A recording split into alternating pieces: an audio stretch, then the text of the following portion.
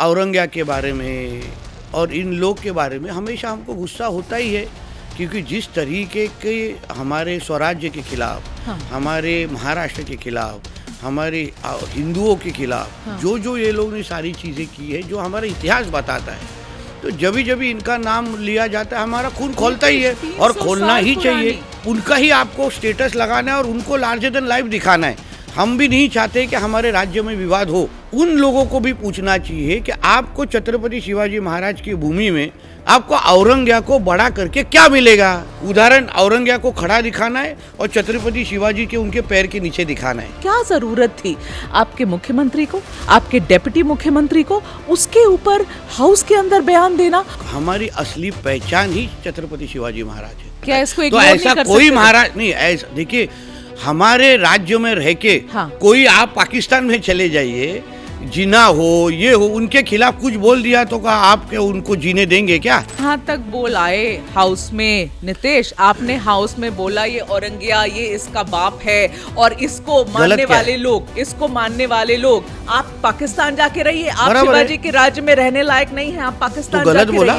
तो वो मुसलमान जिसके लिए औरंगया अपना भगवान नहीं है, मेघा जी, वो हमारा देशभक्त मुसलमान है। नागपुर में हिंसा भड़की। नितेश, आप ही मुझे बता दीजिए कि औरंगजेब के नाम पर महाराष्ट्र में और नागपुर में आग लगाने का काम किसने किया? जब भी कोई उसको बड़ा करेगा, जब भी कोई उसका व्हाट्सएप स्टेटस रख के हमारे छत्रपति शिवाजी महाराज, संभाजी महाराज की बदनामी करेगा, एक्शन टू रिएक्शन जरूर आएगा। बाद में पुलिस की मार भी क्यों खानी है? फिर किसकी मार? पुलिसों की मार भी वही खाते हैं ना। नितेश राणे सच बताइए, गलत जगह पे टाइगर बम लगाना पड़ता है। जिसके वजह से आज हम शासन में आए, छत्रपति शिवाजी महाराज के आशीर्वाद से आज हम लोग महाराष्ट्र में शासन में आए। हमारे मोदी जी हो, अमित शाह जी भी, सब हम लोग मानने वाले उनको लोग हैं। तो अगर उनके आशीर्वाद से अगर हम लोग महाराष्ट्र से आए तो कल हम लोग महाराष्ट्र की जनता को क्या जवाब देंगे? नितेश राणे कैबिनेट मंत्री कहते हैं कि भारत एक हिंदू राष्ट्र है। कैसे है नितेश? संख्या के ऊपर ये सारी सब हुआ है। तो हमारे देश ही क्यों सेक्युलर होना चाहिए? जिस देश में 80% हिंदू रहते हैं वो हिंदू राष्ट्र ही हुआ ना। हम सेक्युलर है ना, संविधान के हिसाब से हम सेक्युलर है ना। पहला ड्राफ्ट जो तैयार किया उसमें सेक्युलर ये शब्द नहीं था। सेक्युलर ये शब्द मेरा जी कांग्रेस बाद में लेके आई है। हमारे मूल जो फर्स्ट ड्राफ्ट ऑफ कॉन्स्टिट्यूशन था, आप नितेश राणे, क्या आप ये कह रहे हैं कि हमें सेक्युलर शब्द निकाल देना चाहिए कॉन्स्टिट्यूशन से? हमारी पहचान सेक्युलर राष्ट्र ऐसा नहीं है। लेकिन हम हिंदू राष्ट्र नहीं है नितेश, क्योंकि ये 80% के बाद 20% भी है नितेश। क्या ये देश उनका है या नहीं है नितेश? है, जो हमारे देश को अपना देश मानता है, तिरंगा को अपना तिरंगा मानते, अपना झंडा मानता है, हमारे साथ वंदे मातरम गाता है, वो हमारा ही मुसलमान क्रिश्चियन है। आप हिंदू राष्ट्र क्यों करते हैं? क्यों करते हैं? क्यों ये बात? जो हमारे तिरंगा को क्यों कह रहा है ये? उदाहरण, जो हमारे तिरंगा को मानने वाला जो मुसलमान है वो हमारा है, हमारे साथ में रहता है। तो सर्व धर्म का राष्ट्र है ये, वापिस है या ना है? सर्व धर्म का राष्ट्र है ये नहीं है, तो आप हिंदू क्यों करते हैं? नहीं, क्योंकि हम हिंदुस्तान में रहते हैं। इम्पोज क्यों करना पड़ता है मालूम है? इम्पोज हम वो गजवाई हिंद वाले मुसलमानों को करते हैं।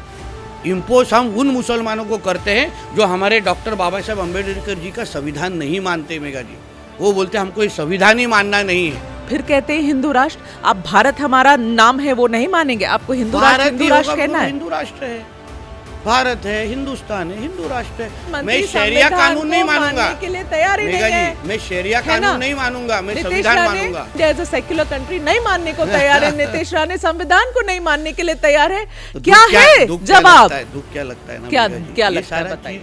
हमको ही समझाने की कोशिश होती है।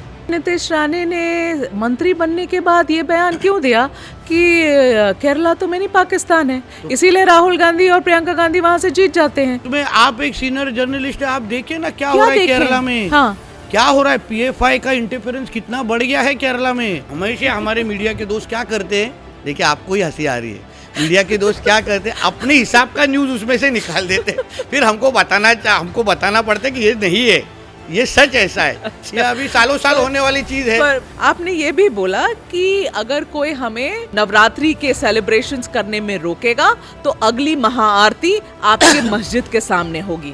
बताए बोलेंगे नहीं हम? तो हम हमारे लोगों को मार डालने के लिए परवानगी देंगे? चुप बैठेंगे हम लोग? आओ आओ घर पे आओ, रामगिरी महाराज का शेड, इसको मार डालो, चलेगा? आपके ईद के वक्त, आपके मुहर्रम के वक्त कभी कुछ एक भी हिंदू कभी उसके गंदी नजर से देखता है क्या? कभी नहीं देखता। कभी किसी ने हिंदुओं ने पथराव किया है महाराष्ट्र में? कभी नहीं हुआ है। वापिस बार बार बता रहा हूँ, अभी नीतीश राणे कुछ बोलता है या तो हमारे जैसे हिंदुत्ववादी विचार के कुछ कार्यकर्ते बोलते हैं, हमारे कुछ उसमें रिसर्च होता है, पीड़ितों से बात होती है, इंसिडेंसेस का प्रूफ होता है। नीतीश राणे, आपके विरोधी जो है ना, आपके राजनीतिक विरोधी, वो क्या कहते हैं पता है? वो कहते हैं नीतीश राणे की सही जगह असेंबली में नहीं जेल में है। तो नीतीश नफरत फैलाता है। अच्छा, जवाब दो इसका। मतलब मैं अगर हिंदुओं की बाजू लेता हूँ तो मैं नफरत फैलाता हूँ। चलो, आपने तो मुझे रोकने की कोशिश करी ना। आइडियोलॉजी कितनी जल्दी बदल लेते हो? शिवसेना से कांग्रेस, कांग्रेस से बीजेपी। आइडियोलॉजी बदलने में बड़ा इजी है आपके लिए आइडियोलॉजी बदलना। पहले वीर सावरकर को गालियां दो, फिर वीर सावरकर के लिए फिर माफी मांग लो। मैंने गलत बोला ना, मैंने उसके बारे में माफी मांगने का भी हिम्मत दिखाया है। ये माफी मांगने का भी हिम्मत दिखा। अगर मेरे को कोई कांग्रेस में होने के वक्त भी अगर ये बोलता है ना मेघा जी, हाँ। तभी भी मैं माफी मांगता है माफी। मेरा वही प्रॉब्लम है, आपके दोनों फोन में ना मेरे बारे में सब इन्फॉर्मेशन नहीं है, बहुत सिलेक्टेड इन्फॉर्मेशन है। आपकी रिसर्च टीम ने 100% अच्छा काम नहीं किया, 100% अच्छा काम नहीं किया, 50% बहुत बढ़िया काम। तकलीफ उद्धव ठाकरे जी की थी कि घर से तकलीफ थी? घर राज साहब के बारे में आपके और मेरे बीच में जो भी गिला शिकवा थी आज मैं खत्म करता हूँ। राज और उद्धव ठाकरे के बीच में थी क्या? तो किसके बीच में थी? ये जो उद्धव जी बोल रहे हैं वो रश्मि ठाकरे को मान्य है? महाराष्ट्र की जनता ने अपने को हमको कौन रूल करने वाला, नेतृत्व कौन करने वाला चुन लिया है। अब ये दो भाई आए नहीं आए क्या फर्क पड़ता है? सच बोलने की आदत है, सच बोलता हूँ और बहुत वक्त लोगों को सच सुनना अच्छा नहीं लगता। आप ही एक हैं जो सच बोलते हैं नीतीश, और कोई सच नहीं कहता। मुझे ऐसा लगता है कि कभी कभी मेरा सच इतना कड़वा होता है कि लोगों को ऐसा लगता है कि वो ज़्यादा ही सच बोल रहा है। तो इसलिए उससे कंट्रोवर्सी हो जाती है।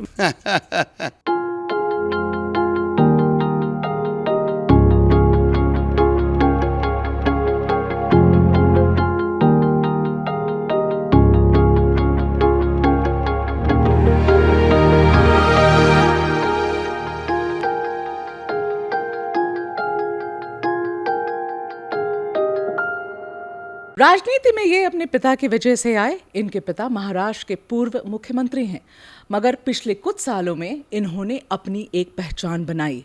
ये चुनाव के मैदान में उतरे, चुनाव लड़े, चुनाव जीता और आज महाराष्ट्र में कैबिनेट मंत्री हैं। मगर एक ऐसी चीज़ है जो कभी इनका साथ नहीं छोड़ती है, वो है कंट्रोवर्सी। और ये एक दूसरे से दूर रह ही नहीं पाते हैं।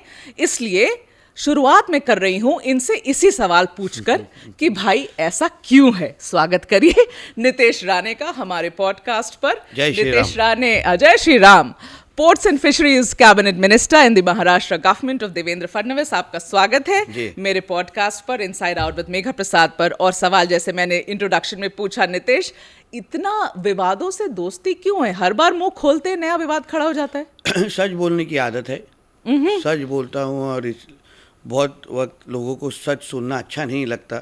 आप ही एक हैं जो सच बोलते हैं नीतीश, और कोई सच नहीं कहता।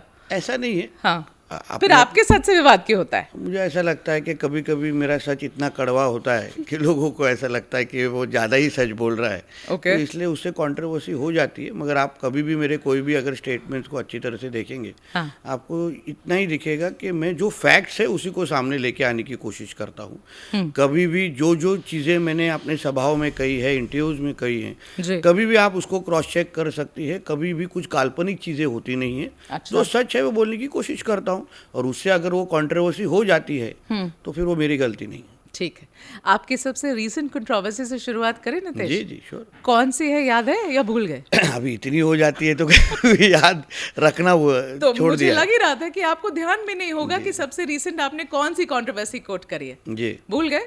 सच्ची में भूल गया। आप बता सकते? मैं बता दूं? मुझे भी याद आ जाएगा। आपको याद आएगा जरूर। तो आपकी सबसे रीसेंट तो औरंगजेब की कंट्रोवर्सी है ना? मेरा पहला सवाल इसमें यह है कि इस विवाद को खड़ा क्यों किया गया नीतीश आपके राज्य में? देखिए, ऐसा है कि हमारा महाराष्ट्र ये छत्रपति शिवाजी महाराज और छत्रपति संभाजी महाराज का महाराष्ट्र है। महाराष्ट्र का इतिहास और हमारी पहचान ही ये हमारे दो राजा है। तो इसलिए जो जो छत्रपति शिवाजी, संभाजी महाराज, जिजाऊ, ये सबको मानने वाले हम लोग हैं। तो नेचुरली इसके जो जो मानने वाले लोग हैं तो उनको और औरंगजेब के बारे में और इन लोग के बारे में हमेशा हमको गुस्सा होता ही है, क्योंकि जिस तरीके के हमारे स्वराज्य के खिलाफ, हमारे महाराष्ट्र के खिलाफ, हमारे हिंदुओं के खिलाफ जो जो ये लोग ने सारी चीज़ें की है, जो हमारा इतिहास बताता है, तो जभी जभी इनका नाम लिया जाता है हमारा खून खोलता ही है और खोलना ही चाहिए। 300 साल पुरानी बात है। ये विवाद खड़ा करके किसका फायदा हुआ? आपका फायदा हुआ? किसका फायदा हुआ? वापिस बता रहा हूं, विवाद खड़ा करने वाले कौन है? आप बहुत सीरियस जर्नलिस्ट है। महाराष्ट्र में अलग अलग जिलों में मेघा जी औरंगजेब के स्टेटस रखने के बहुत सारे इंसिडेंसेस कुछ सालों के में आगे आए हैं। ठीक है। औरंगजेब को का स्टेटस व्हाट्सएप स्टेटस रखना है। ठीक है। उसके नीचे छत्रपति शिवाजी महाराज जी के बारे में बदनामी के कुछ चीजें लिखनी है। ठीक है। और उसके वजह से वो जिलों के और राज्य का वातावरण खराब करना है। पहले से होता आ रहा है। अभी के 5-6 साल में अगर आप नोटिस करेंगे, ये होता आ रहा है, ज्यादा बढ़ गया है। ठीक है। तो हमें भी ऐसा समझ में नहीं आता कि आपको हमारे राज्य में रहना है, जो छत्रपति शिवाजी महाराज की भूमि है, छत्रपति संभाजी महाराज की भूमि है, वहीं आपको औरंगजेब क्या स्टेटस लगा के ऐसा क्या दिखाना है हमको? आप जिस राज्य में रहते हैं उस राज्य में, उस देश में जो मानने वाले हमारे महापुरुष है, जिन्होंने उनको मारा, जिन्होंने उनके खिलाफ ये सब चीज़ें की, जिन्होंने हमके महाराष्ट्र के खिलाफ इनको ये सब, उनका ही आपको स्टेटस लगाना है और उनको लार्जर देन लाइफ दिखाना है। औरंगजेब को होगा, टिप्पा को होगा, टिप्पा सुल्तान को होगा। अभी जब हाउस में कंट्रोवर्सी कर रहे थे महाराष्ट्र असेंबली में, तब क्या क्या क्या हो गया था उस वक्त, बताइए। नहीं, ऐसा है, शुरुआत ये जिहादी माइंडसेट के जो कुछ हमारे यहाँ के कुछ विधायक है, अब्बू आजमी जैसे, उन्होंने औरंगजेब के बारे में ऐसी कुछ चीज़ें कह दी, उसके वजह से सबका खून खौल गया है। देखिए ऐसा है ना, हम भी नहीं चाहते कि हमारे राज्य में विवाद हो, मगर आपको हमेशा ऐसा लगता है कि इन लोग को ही औरंगजेब का नाम लेना है, इनको ही विवाद खड़ा करना है। मगर आप उन लोगों को भी पूछना चाहिए कि आपको छत्रपति शिवाजी महाराज की भूमि में आपको औरंगजेब को बड़ा करके क्या मिलेगा?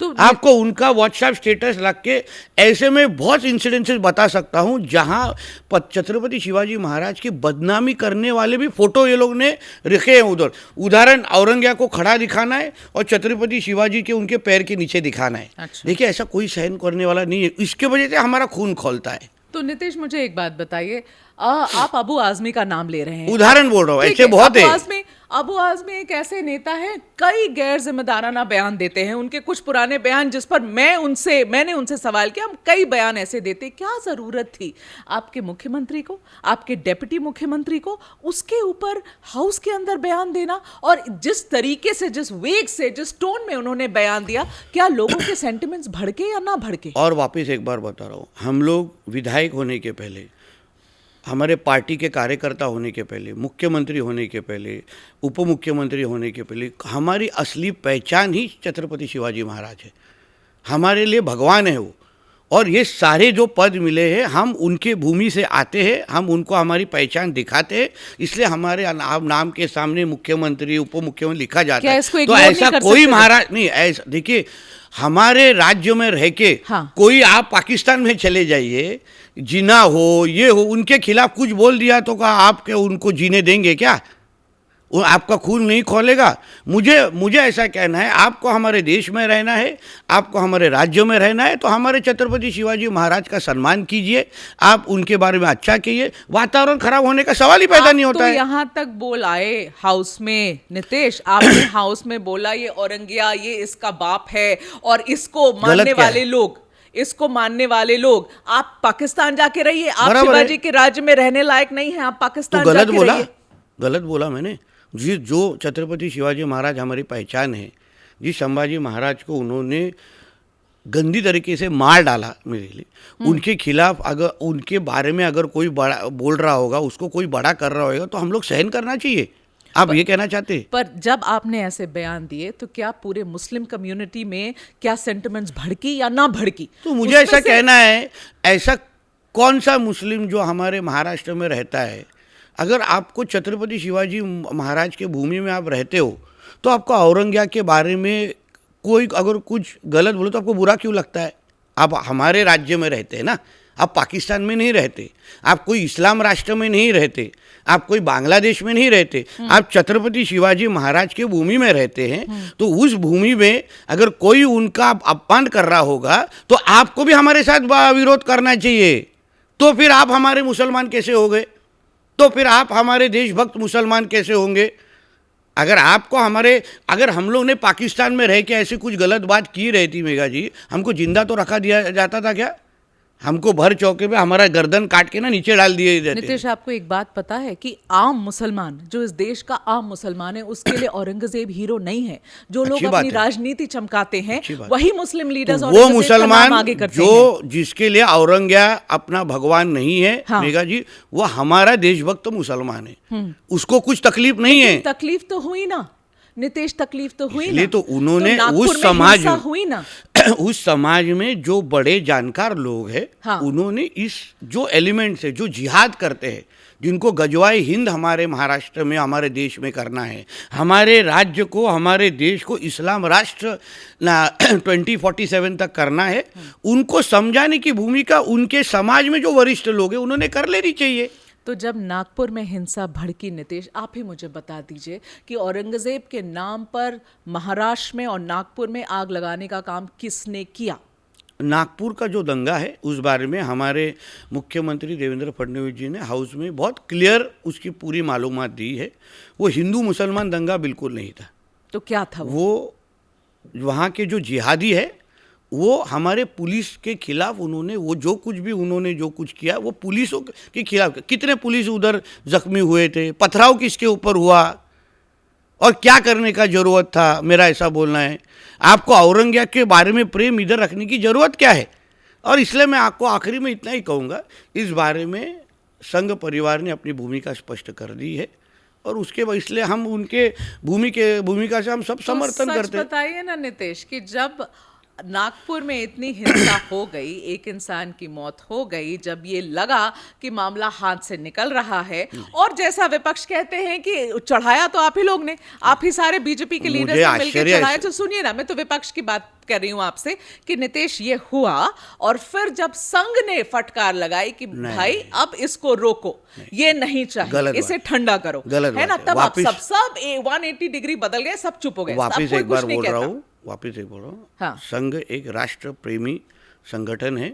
उन्होंने कभी हम लोग को ऐसा नहीं बोला कि 180 डिग्री ये करो, कुछ ने कुछ बोला नहीं। आप औरंगजेब पर चुप होने की जरूरत क्या है? उन्होंने इतना एक ऐसा भूमिका संघ ने जो ली है कि आज के वक्त औरंगजेब के बारे में बोलने की ऐसी कुछ जरूरत नहीं है, वक्त नहीं है। हमने भी सवाल पूछा, संघ ने कहा वो इररेलेवेंट है, तो रेलेवेंस नहीं, वापिस हम सवाल को जवाब, एक्शन टू रिएक्शन दे रहे।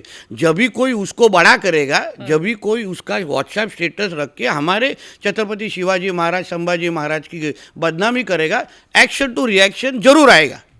आज भी आएगा, कल भी आएगा। तो अभी तो हाल फिलहाल में, अभी मुझे लगता है 1 दिन पहले एसटी हसन जो समाजवादी पार्टी के नेता, उन्होंने फिर कहा कि औरंगजेब एक अच्छा शासक था, उसने भारत की जी सीमाएं हैं मतलब आपको उदाहरण आ गया ना, शुरुआत कौन करता है?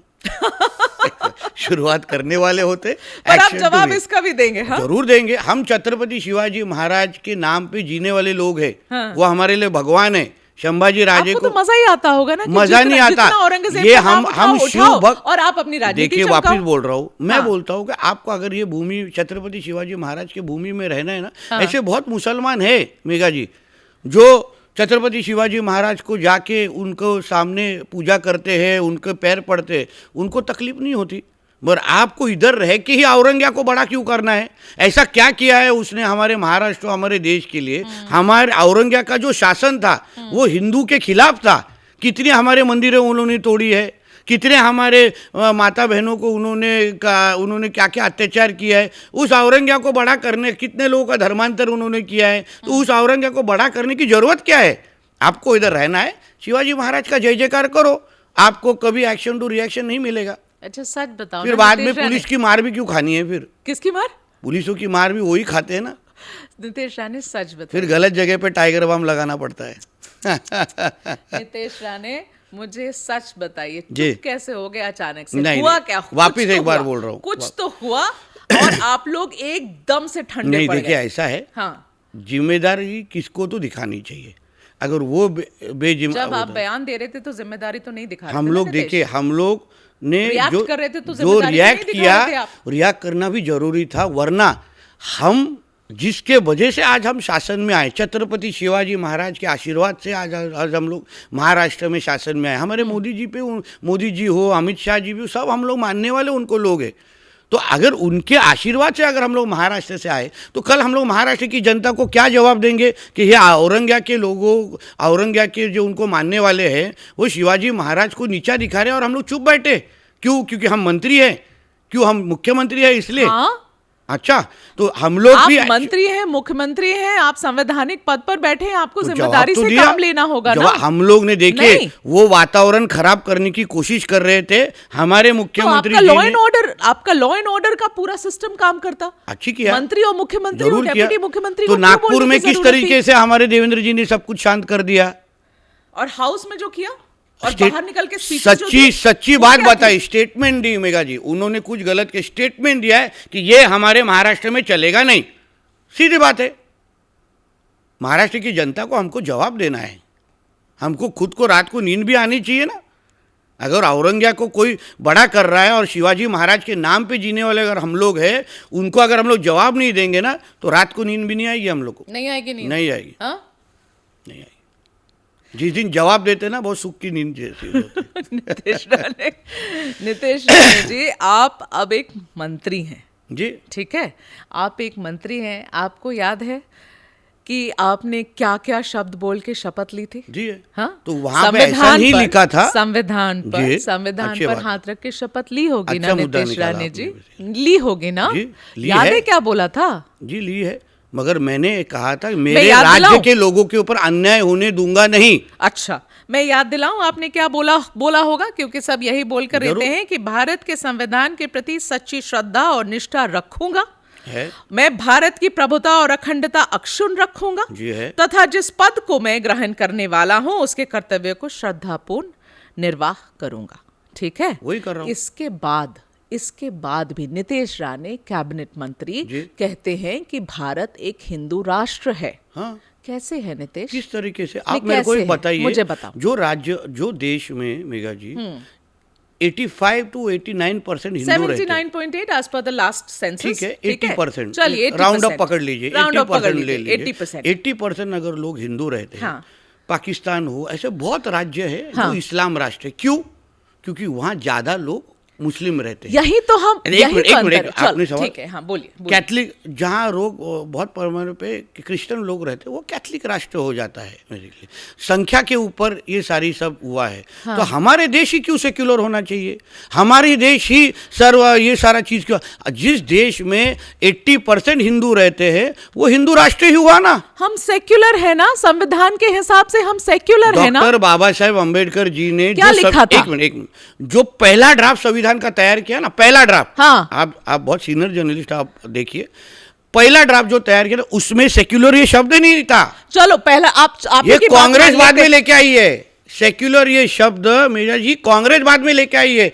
हमारे मूल जो फर्स्ट ड्राफ्ट ऑफ कॉन्स्टिट्यूशन था, आप चाहिए तो रेफरेंस पढ़ लीजिए। क्या आप ये कह रहे हैं कि हमें सेक्युलर शब्द निकाल देना चाहिए निकाल कॉन्स्टिट्यूशन देना से? नहीं चाहिए। हमारी पहचान सेक्युलर राष्ट्र ऐसा नहीं है। क्यों नहीं है? हम क्योंकि हाँ 80%, मैं क्या बोल रहा हूँ, अरे हिंदू 80% राष्ट्र, एक मिनट, नितेश, हिंदू 80% राष्ट्र में रहना ये कुछ गलत क्या है? हम बोल रहे हैं क्या कि मुसलमानों ने इधर नहीं रहना चाहिए? हम ख्याल रखते हैं ना उनका। नितेश, जो हमारा देशभक्त मुसलमान है मेगा जी, हम उनका ख्याल रखते हैं अच्छा ना। नितेश, मुझे एक तो बात फिर बताइए प्रॉब्लम आप। क्या है हिंदू राष्ट्र ना, बोलना? ना, एक सेकंड, क्योंकि हम हिंदू राष्ट्र नहीं है नितेश। हम हिंदुओं के राष्ट्र हो सकते हैं, लेकिन हम हिंदू राष्ट्र नहीं है नितेश, क्योंकि ये 80% के बाद 20% भी है नितेश, जिसमें मुसलमान है, बुद्धिस्ट है, क्यों पाकिस्तान में एक वापस ईसाई है, माइनॉरिटी बोलते हैं आप उनको, ना? अल्पसंख्यक बोलते हैं तो आप हम उनको। secular है एग्जैक्ट, ना? सुनिए, पाकिस्तान में हिंदू माइनॉरिटी है। पाकिस्तान से तुलना क्यों करने नहीं, लग जाते हो? दूसरा कोई भी देश पकड़ लीजिए ना, कोई भी क्रिश्चियन राष्ट्र पकड़ लीजिए, मैं संख्या के ऊपर जा रहा हूं। जो जो इस्लाम राष्ट्र की पहचान क्यों आती है उधर? देखिए मेरे को क्या आश्चर्य क्या लगता है मतलब मेघा जी, ये मिर्ची हमारे भारत के बारे में ही क्यों लगती है लोगों को? हम क्या बोलते हैं, हम मुसलमानों, क्योंकि हमारी खूबी, हमारी खूबसूरती यही है नितेश कि हम सेक्युलर देश हैं, कि हर धर्म को उतनी ही आजादी है। मेरे मुस्लिम दोस्त हैं, मेरे क्रिश्चियन दोस्त हैं, आपके हैं या नहीं है? मुझे बताओ, आज यहाँ बैठे हो ना सीट पर मेरे सामने, आपके मुस्लिम दोस्त हैं या नहीं है? आपके क्रिश्चियन दोस्त हैं या नहीं है? आपके बुद्धिस्ट दोस्त हैं या नहीं है? हमारे देश है ना? सुनिए मेरा पूरा, आपने सवाल, क्या ये देश उनका है या नहीं है नितेश? है, जो हमारे देश को अपना देश मानता है, तिरंगा को अपना तिरंगा मानते, अपना झंडा मानता है, हमारे साथ वंदे मातरम गाता है, वो हमारा ही मुसलमान क्रिश्चियन है। मेघा जी आप देखिए, वापिस बोल रहा हूँ, हमारा देश अगर हिंदू राष्ट्र भी होगा तो सब साथ में रहने वाले हैं। हम ये नहीं बोल रहे कि जो हमारा देशभक्त मुसलमान है वो निकल जाए। देशभक्त मुसलमान, क्रिश्चियन, जो माइनॉरिटीज, वो हमारे साथ, और उनका ख्याल हम लोग बहुत ज्यादा रखते हैं, उनके लिए स्कीम्स हैं। आप हिंदू राष्ट्र क्यों करते हैं? क्यों करते हैं? हम मैक्सिमम हिंदू जरूर हैं इस देश में, आपके सवाल लेकिन हमारा देश हर किसी का है ना नितेश? मैं हम लोग तो क्यों ये बात, जो हमारे तिरंगा को, क्यों कह रहा है ये? उदाहरण, जो हमारे तिरंगा को मानने वाला जो मुसलमान है वो हमारा है, हमारे साथ में रहता है। तो क्या जो हमारे साथ वंदे मातरम, गणेश चतुर्थी, हनुमान जयंती, बाकी सब उनके भी त्योहार जो मनाते हैं वो हमारे हैं, उनको कोई तकलीफ नहीं। उनको मैं आपको बताता हूँ, मैं आपको दूसरी साइड भी बताता हूँ, उनको जब भी औरंगिया के बारे में, जब भी उनको कोई भी हमारे गणेश चतुर्थी के ऊपर पथराव होता है ना, तभी उनको भी हमारे जैसे ही बुरा लगता है कि ये नहीं करना चाहिए। वो हमारा देशभक्त मुसलमान, वो हमारा देशभक्त क्रिश्चियन हमारे देश में रहता है, मगर ऐसे लेकिन उन सबको आप ये बताना चाहते हैं कि सुनो भाई, तुम हिंदू राष्ट्र में रहते हो, क्यों उन्हें बुरा ना लगेगा? बुरा नहीं लगना चाहिए, उनको पसंद है, वो बोलते हैं हाँ हम लोग हिंदू राष्ट्र में रहते हैं। ऐसे मैं आपको बहुत सर्व धर्म का राष्ट्र है ये, बताता हूँ, वापिस है या ना है? सर्व धर्म का राष्ट्र है ये नहीं है, तो आप हिंदू क्यों करते हैं? नहीं, क्योंकि हम हिंदुस्तान में रहते हैं। अरे ऐसा कैसा बोलते हैं आप?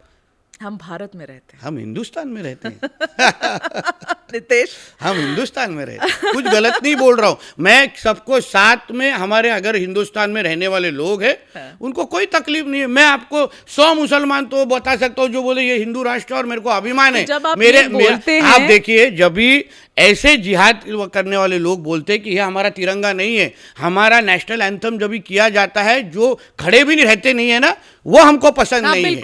वो हमको, जो हमारे देश में जो डॉक्टर बाबा साहेब अम्बेडकर जी का संविधान है मेघा जी, जो उनको मानते ही नहीं है, वो बोलते कि नहीं हमको यहाँ शरिया कानून लेके आना है, वो उनको आप हमारे हिंदुस्तान में कैसे रह सकते हैं? बिल्कुल, मैं आपकी ये बात मैं मानती हूँ नितेश भाई, ये बात मैं आपको मानती हूँ, लेकिन जो आप इम्पोज करने की कोशिश कर रहे हैं ना, देखो आपने जब मंत्री बने, क्यों करना पड़ता है मालूम है? इम्पोज हम वो गजवाई हिंद वाले मुसलमानों को करते हैं, इम्पोज हम उन मुसलमानों को करते हैं जो हमारे डॉक्टर बाबा साहब अम्बेडकर जी का संविधान नहीं मानते मेघा जी। वो बोलते हैं हमको ये संविधान ही मानना नहीं है, वो गलत है। मैं बोलता हूँ आप जिस देश में रहते हैं उस देश का जो कानून है, लॉ ऑफ लैंड जिसको बोलते हैं, हम लोग जाके, उदाहरण बांग्लादेश में क्या हो रहा है आज, क्यों नहीं हक से हमारी दुर्गा पूजा और अन्य चीजें करने दे रहे हैं उनको? ये सवाल आप उठा सकते हैं, वाजिब है आपका सवाल। इसलिए पर आप चाहते हैं कि वही हमारे देश में नहीं हम लोग तो उनसे ज्यादा ख्याल हमारे माइनॉरिटीज के रखते हैं। आप जितने भी गवर्नमेंट स्कीम देखिए, तो जो भाषा आप बोलते हैं नितेश राणे, जो भाषा आप बोलते हैं, क्या उस भाषा से इस देश की अखंडता पर चोट नहीं है? हमारी देश की पहचान ही हम हिंदुस्तान है, हमारी देश की पहचान ही हम हिंदू राष्ट्र है, उसके बारे में हमको अभिमान है, कुछ गलत नहीं। फिर आप कहते हैं हिंदू राष्ट्र, फिर कहते हैं हिंदू राष्ट्र, आप भारत हमारा नाम है वो नहीं मानेंगे? आपको हिंदू राष्ट्र कहना है? हिंदू राष्ट्र है, भारत है, हिंदुस्तान है, हिंदू राष्ट्र है, और उसके बारे में हम सबको अभिमान है। ये सेक्युलरिज्म का कीड़ा अन्य ये सब जो इस्लाम राष्ट्र, क्रिश्चियन राष्ट्र में क्यों नहीं रहते, हमारे वक्त क्यों लेके आते हैं? हमारे संविधान का पार्ट है, नहीं मानेंगे ना? ये कांग्रेस बाद में लेके आए हैं, को नहीं मानेंगे। नहीं, संविधान को मानने वाला मैं डॉक्टर बाबा साहब, मैं शरिया कानून नहीं मानूंगा के लिए तैयार ही नहीं है। मैं शरिया कानून नहीं मानूंगा, मैं संविधान मानूंगा। संविधान को मानने को नहीं तैयार है, secularism, secular country, India is a secular country नहीं मानने को तैयार है नितेश राणे, संविधान को नहीं मानने के लिए तैयार है। क्या है जवाब? दुख क्या लगता है ना, क्या लगता है बताइए। हमको ही समझाने की कोशिश होती है, हमें ही समझाने की कोशिश होती है। दुख इसी की बात है। मुझे ऐसा लगता है कि आपको हमारे देश को अगर हमको शांत और प्रोग्रेस हमारे मोदी जी के अंदर है, जो चल रहा है, बढ़ रहा है, आज हम महासत्ता की तरफ जा रहे हैं, हाँ, तो उसको चलते वक्त जो न्यूसेंस मॉन्गर थे, हाँ। जो यहाँ पे दंगे भड़काते हैं, वो कौन है? जिनको हमारे देश को अपना देश जो मानते नहीं है, गजवाए हिंद जो करते हैं। अभी पीएफआई के कुछ सालों पहले पीएफआई के कोई लोग पूना में अरेस्ट हो गए मेरे लिए, बहुत बड़ी कार्रवाई पीएफआई के ऊपर हुई। उनका स्टेटमेंट लिया गया, चार्जशीट में उन्होंने क्या कहा? हमको 1947 हमको 2047 तक, ये ऑफिशियल स्टेटमेंट है, चार्जशीट 2047 तक हमको ये भारत देश इस्लाम राष्ट्र करना है। तो हमारी लड़ाई मेघा जी, हमारी लड़ाई उनसे है, हाँ। हमारी लड़ाई उनसे है, हमारी लड़ाई जाकिर नाइक जैसे लोगों से है, तो हमारी लड़ाई अतिरेकी की टेररिस्ट लोगों से होनी चाहिए है। इसलिए आप जब भी जनरलाइज करते हैं ना, आप जब भी अभी गजवाए हिंद कौन क्या है? फिर गजवाए हिंद क्या है? सुनिए ना नितेश, उस ये करते करते उस प्रोसेस में आप पूरी कम्युनिटी को धक्का मार रहे हैं। देखिए, कम्युनिटी को भी जिम्मेदार, अभी हिंदू कम्युनिटी को समझाने की बात हमारे बुजुर्ग लोग लेते हैं ना। कोई अगर कुछ गलत कर रहा होगा तो बुजुर्गों ने उसके बारे में भूमिका लेनी चाहिए मेघा जी। कम्युनिटी में ऐसा हर कोई, हाँ, आप ये मानते हैं कि आप लोगों के स्टेटमेंट से, जैसे बयान आप देते हैं, उससे समाज में जो सौहार्द है उसको धक्का लगता है? हम एक्शन टू रिएक्शन देते हैं मेघा जी, मैं आपको इतना ही बोल रहा हूं। आप लोग थोड़ा और रिस्पॉन्सिबल कभी भी इतिहास में आप देखिए, हम लोग कभी भी पहला स्टेटमेंट हम लोग कभी नहीं देते, मगर आप रिएक्ट जरूर करते हैं। रिएक्ट क्यों नहीं करें? अगर आप, मैं वापस एक बार बोल रहा हूं, अगर आप मेरे को पूरा 1 मिनट देंगे ना, चलो, हमारे जितने हिंदू सकल मोर्चे निकले हैं महाराष्ट्र में, जहां जहां हम लव जिहाद, लैंड जिहाद के केसेस में जाते, आप एक बहुत सीनियर जर्नलिस्ट है, आप बहुत घूमती है देश भर में, आप मेरे साथ वो जिलों में चलिए, वो गाँवों में चलिए, वो लोगों से, पीड़ित लोगों से मिलिए। हम लोग कभी भी किसी को टारगेट करने के लिए, किसी गरीब को मतलब उनको दादागिरी करने के लिए कभी नहीं जाते। हम पहले वो विक्टिम को जाके मिलते हैं, पीड़ित को मिलते हैं। जब भी उनके जो एक लव जिहाद के विक्टिम की हमारी हिंदू बहन होती है ना, जब भी उसके माँ बाप जो हमारे सामने गिड़गिड़ा के रोते हैं कि हमको हमारे ही बच्ची ने पहचानने से मना कर दिया है, हमको हमारी ही बच्ची ने, उनकी ज़िंदगी खराब हो रही है, आप हमको बचाओ। तो वो सारी केसेस का पूरा स्टडी करने के बाद मेघा जी हम उसके ऊपर रिएक्शन देते। हम लोग ने कभी भी कोई अगर कुछ अच्छा काम कर रहा हो, फिर वो मुसलमान हो, क्रिश्चियन हो, कोई भी हो, कभी तकलीफ देने का एक भी इंसिडेंट आप बताइए। तो फिर नितेश राणे जो इतनी सारी अभी अच्छी वाली ज्ञान मुझे दे रहे हैं, वो नितेश राणे ने मंत्री बनने के बाद ये बयान क्यों दिया कि केरला तो मिनी पाकिस्तान है, इसीलिए राहुल गांधी और प्रियंका गांधी वहां से जीत जाते हैं? ये सिर्फ नितेश राणे ने नहीं कहा, ये नितेश जिम्मेदारी वाला बयान था। बता रहा हूँ, मैंने सिर्फ नितेश राणे ने ये नहीं कहा, वहाँ वो तो कोई जस्टिफिकेशन नहीं है। 10 लोग ने गलत बोला, नितेश भी गलत बोलेगा। नहीं, मगर उसमें आप एक सीनियर जर्नलिस्ट है, आप देखिए ना क्या हो रहा है केरला में। हाँ। क्या हो रहा है? पीएफआई का इंटरफेरेंस कितना बढ़ गया है केरला में। वहां की जनता ने जिताया, वोट देकर जिताया, ठीक है, तो आप उसको मिनी पाकिस्तान मतलब बोलेंगे? आश्चर्य ऐसा लगता है क्या हम ऐसे एलिमेंट्स को, आप हमको सवाल पूछते हैं ना, कैसे बात कर रहे हैं? हाँ, पीएफआई की बात क्यों कर रहे हैं आप अभी? क्योंकि वो एलिमेंट है उधर, वहां की तो भाई टेररिज्म है, टेररिस्ट वहाँ बहुत पूरी तरीके से उधर केरला में काम करते हैं। मैं किसी आवाज उठा रहा है, क्या गलत किया है? टेररिस्ट लोग ने मिलकर राहुल गांधी और प्रियंका गांधी को जिता दिया क्या? काफी वहां की जनता ने जिता, कि वहां की जनता ने जिताया। वोटिंग क्या, किस तरीके से उधर कभी वोटिंग हुआ है, आप जो इन्फॉर्मेशन थोड़ा उधर ले लीजिए, आपको मालूम पड़ जाएगा उधर क्या होता है, क्या होता है। मैं चाहता हूं कि आप एक बार, आपको एक बार फैक्ट सुनने के बाद मुझे विश्वास है तो कि मेरे बार अगला इंटरव्यू आप किसी को केरला वालों का करेंगे, जिनको पूछेंगे ऐसा आपके केरला में क्यों हो रहा है। अच्छा नितेश, आप बताइए क्या हो रहा है, आप ही मुझे बताओ क्या है। उधर बहुत सारे इंसिडेंसेस है, हम भी लोगों से बात करते हैं, हम भी सोशल मीडिया पे काफी पढ़ते हैं, हम भी वहाँ का कुछ फैक्ट के बारे में स्टडी, सभी वैसे हैं, ऐसे कह नहीं रहे हैं। आपने तो ब्रांड ही कर दिया, केरला में नहीं पाकिस्तान है, आपने बोला, हमारे देश मैं वापिस बता रहा हूँ, हाँ। हमारे देश में ऐसा एक भाग है, केरला आखिर में हमारा देश का भाग है, हमारा हक का केरला है, उसके अंदर अगर कोई उसको मिनी पाकिस्तान बनाने की कोशिश कर रहे तो उसका हमका विरोध है। सॉरी बोला ना नितेश इसके लिए, फिर आप सॉरी, मैंने मेरा स्टेटमेंट रिट्रैक्ट किया आपने? सही नहीं, रिट्रैक्ट नहीं किया। तो क्या किया, एक्सप्लेन किया? मैंने मेरी जो हमेशा हमारे मीडिया के दोस्त क्या करते हैं, देखिए आपको ही हंसी आ रही है, मीडिया के दोस्त क्या करते हैं, अपने हिसाब का न्यूज़ उसमें से निकाल देते, फिर हमको बताना पड़ता है कि ये नहीं है, ये सच ऐसा है, ये अभी सालों साल होने वाली चीज है। और हम जैसे लोगों को ज्यादा बोलना पड़ता है। आपने जिस तरीके से इंट्रोडक्शन दिया ना, इसलिए हमको थोड़ा ज्यादा स्पष्टीकरण देना पड़ता है। देवेंद्र फडणवीस जी की सरकार को बार बार एम्बैरस करते हैं नीतीश राणे। क्या देवेंद्र फडणवीस की सरकार को बार बार एम्बैरस करते हैं नीतीश राणे? हमारे देवेंद्र फडणवीस जी के सरकार का और जो उन्होंने अच्छा काम हमारे सरकार के किया, हमारे सरकार की प्रतिमा और काम, अच्छा काम ही हम लोग आगे लेके जा रहे हैं, कभी एम्बैरेसमेंट का सवाल ही पैदा नहीं होता। अच्छा, आपने एक बयान दिया था, ये 2 बयान है, मुझे पूछनी पड़ेगी। पहला आपने कहा था कि हमारे रामगिरी महाराज के बारे में कुछ बोला तो तुम्हारे मस्जिद में आकर चुन चुन के मारूंगा, बोला था ना? उसके पहले सुनो ना, नितेश, आप विधायक थे उस वक्त, विधायक थे ना उस वक्त, विधायक थे, चुने हुए रिप्रेजेंटेटिव थे लोग के। आपने ये बोला, आपने ये भी बोला कि अगर कोई हमें नवरात्रि के सेलिब्रेशंस करने में रोकेगा तो अगली महाआरती आपके मस्जिद के सामने होगी, ये सब भी बोला है ना नितेश? क्या था आपने जो स्टेटमेंट मेरे पढ़ के दिखाया, हाँ। उसमें क्या है, अगर आप हमारे रामगिरी महाराज जी के खिलाफ कुछ करेंगे तो उसके पहले क्या मेरा प्रॉब्लम क्या है मालूम है? ये सब जब स्टेटमेंट आप जो पढ़ते हैं ना, धमका रहे थे ना आप? क्या धमका रहे थे ना? बहुत जनों की जाने गई है मेगा जी, घर के अंदर घुस के हिंदुओं को, जिन्होंने रामगिरी महाराज का स्टेटमेंट रखा था, स्टेटस रखा था, फोटोग्राफ दिया था, हमारे महाराष्ट्र में कुछ जन घर के अंदर घुस के कुछ लोगों की मौत हुई थी। पूना में कलेक्टर ऑफिस के बाहर 5,000 मुसलमान, जिहाद सोच के मुसलमान जमा हुए थे। उन्होंने क्या घोषणाएं दी थी मालूम है? सर तन से जुदा। बताए बोलेंगे नहीं हम तो हम हमारे लोगों को मार डालने के लिए परवानगी देंगे? चुप बैठेंगे हम लोग? आओ घर पे आओ, रामगिरी महाराज का स्टेटस, इसको मार डालो, चलेगा? हमारे नवरात्र हम क्या कहते हैं?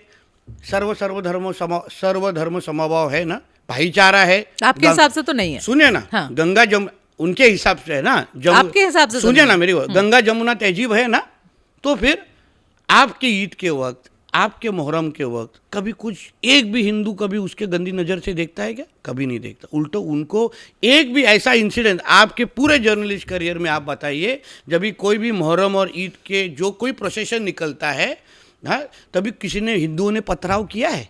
महाराष्ट्र में कभी नहीं हुआ है।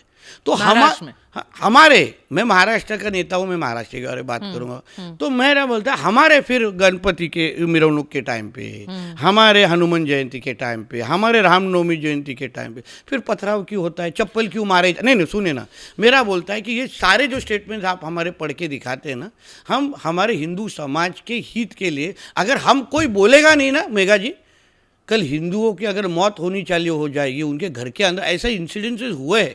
वापस बार बार बता रहा हूँ, जब भी नितेश राणे कुछ बोलता है या तो हमारे जैसे हिंदुत्ववादी विचार के कुछ कार्यकर्ता बोलते हैं, हमारे पीछे उसमें रिसर्च होता है, पीड़ितों से बात होती है, इंसिडेंसेस का प्रूफ होता है, और उसके बारे में हमारे हिंदू समाज का प्रोटेक्शन करने के लिए मैं कोई खुद को बड़ा नहीं समझता, मगर अगर हम लोग ने उस टाइम वक्त वो भूमिका नहीं ली मेगा जी, तो फिर कल अगर किसी हिंदू की मौत होगी ना, तो फिर हमको भी अच्छा नहीं लगेगा। ये इंसिडेंसेस महाराष्ट्र में हुए। ठीक है नितेश राणे, तो मेरा सवाल बार बार यही है कि पुलिस भी सिस्टम आप ही की है, पुलिस आपकी है, गृह मंत्री आपका है, आप पुलिस को क्यों नहीं काम करने देते? आप जब उतर जाते हैं, बता रहा हूँ, हाँ आप उतर जाते हैं, क्यों उतरते हैं आप? आप मेरे विधानसभा की कुछ क्या होता है, आप सिलेक्टिव इन्फॉर्मेशन आपके फोन में लेके आए, सेलेक्टिव इन्फॉर्मेशन लेके आई हूं मैं। आप जो तो क्यों किया है, आपके सामने किया है नितेश राणे ने, हम लोग ने काफ़ी ऐसे ऑफिसर्स के बारे में भी मेघा जी वो ये पूरे टेन्योर में सवाल उठाया है। देखिए आप हर डिपार्टमेंट को गवर्नमेंट कैसी चलती है बहुत करीब से देख चुकी है। ऐसे हर डिपार्टमेंट में ऐसे कोई ऑफिसर्स होते हैं जिनके वजह से डिपार्टमेंट बदनाम हो जाता है। वैसे कोई ऑफिसर्स हमारे पुलिस डिपार्टमेंट में भी है जिसके वजह से पूरे डिपार्टमेंट की बदनामी होती है, और उनके बारे में मेरे विधानसभा में हर सवाल उठा है। तभी हमारे गृह मंत्री जी ने उनको सस्पेंड किया है, तभी उनके ऊपर कार्रवाई हुई है। मगर आखिर में ये सवाल कभी भी उनको पूछा नहीं जाता जो हमारे हिंदुओं को टारगेट करते हैं, लव जिहाद लैंड जिहाद के बारे में टारगेट करते हैं। और उनको मदद करने वाले ये जो 2-4 अफसर है जिनके वजह से डिपार्टमेंट का बदनाम होता है, तभी उनके बारे में हम चुप बैठना चाहिए, उनको सबक नहीं सिखाना चाहिए। नीतीश राणे, आपके विरोधी जो है ना, आपके राजनीतिक विरोधी, वो क्या कहते हैं पता है? वो कहते हैं नीतीश राणे की सही जगह असेंबली में नहीं जेल में है। तो नीतीश नफरत फैलाता है। जवाब दो इसका। मतलब मैं अगर हिंदुओं की बाजू लेता हूँ तो मैं नफरत फैलाता हूँ, अच्छी बात है। और मेरे विरोधियों का काम ही है ना, उनका दुकान ही मेरे पर चलता है। ऐसे कैसे? वो तो बोलना ही चाहिए ना, उन्होंने तो बोलना ही चाहिए। तो इसलिए मेरे को उनके बोलने से बुरा नहीं लगता। मैं हिंदुओं की बाजू लेता हूँ, हिंदुत्व के ऊपर बोलता हूँ, उसमें कुछ गलत नहीं है। उन्होंने भी कहना चाहिए। वीर सावरकर जी ने कहा, क्या कहा है? बढ़िया है, वीर सावरकर का नाम उठाया। बताना नीतीश राणे, आपके क्या ख्याल है वीर सावरकर के ऊपर? मैंने सुना है वापस। मेरे को मालूम है आप मेरे पुराने ट्वीट करेंगे, पढ़ के बताएंगे, मगर उस बारे में मेघा जी शायद मेरा वही प्रॉब्लम है, आपके दोनों फोन में ना मेरे बारे में सब इन्फॉर्मेशन नहीं है, बहुत सिलेक्टेड इन्फॉर्मेशन है। आपकी रिसर्च टीम ने 100% अच्छा काम नहीं किया, 50% नहीं किया। आप ऐसे वो वाला मेरा इंटरव्यू क्यों नहीं बताते, वो वाला स्टेटमेंट क्यों नहीं बताए जो मैं हिंदुस्तान पोस्ट में मैंने अपना स्टेटमेंट दिया है कि वीर सावरकर जी के बारे में मेरी सारी जो गलतफहमियां हैं वो दूर हो गई है। मेरी गलतफहमियां थी, मैं इस बार में माफी मांगता हूं। मैंने कहा है नीतीश राणे, आइडियोलॉजी, चलो आपने तो मुझे रोकने की कोशिश करी ना, आइडियोलॉजी कितनी जल्दी बदल लेते हो? नहीं, शिवसेना से कांग्रेस, कांग्रेस से बीजेपी, आइडियोलॉजी बदली नहीं है मेघा जी। आइडियोलॉजी बदलना, आइडियोलॉजी बदली नहीं है। गालियां दो, फिर वीर सावरकर के लिए फिर माफी मांग लो। हाँ, मैं ये आप कहते हैं ट्वीट पढ़ के आपने, ठीक है, आप नीतीश राणे क्या कह रहे हैं? ये 4 दिसंबर 2015, ठीक है। नीतीश राणे कहते हैं, just like the demand for declassifying Netaji Subhash Chandra Bose, if the same is done with Savarkar then the nation will know the truth.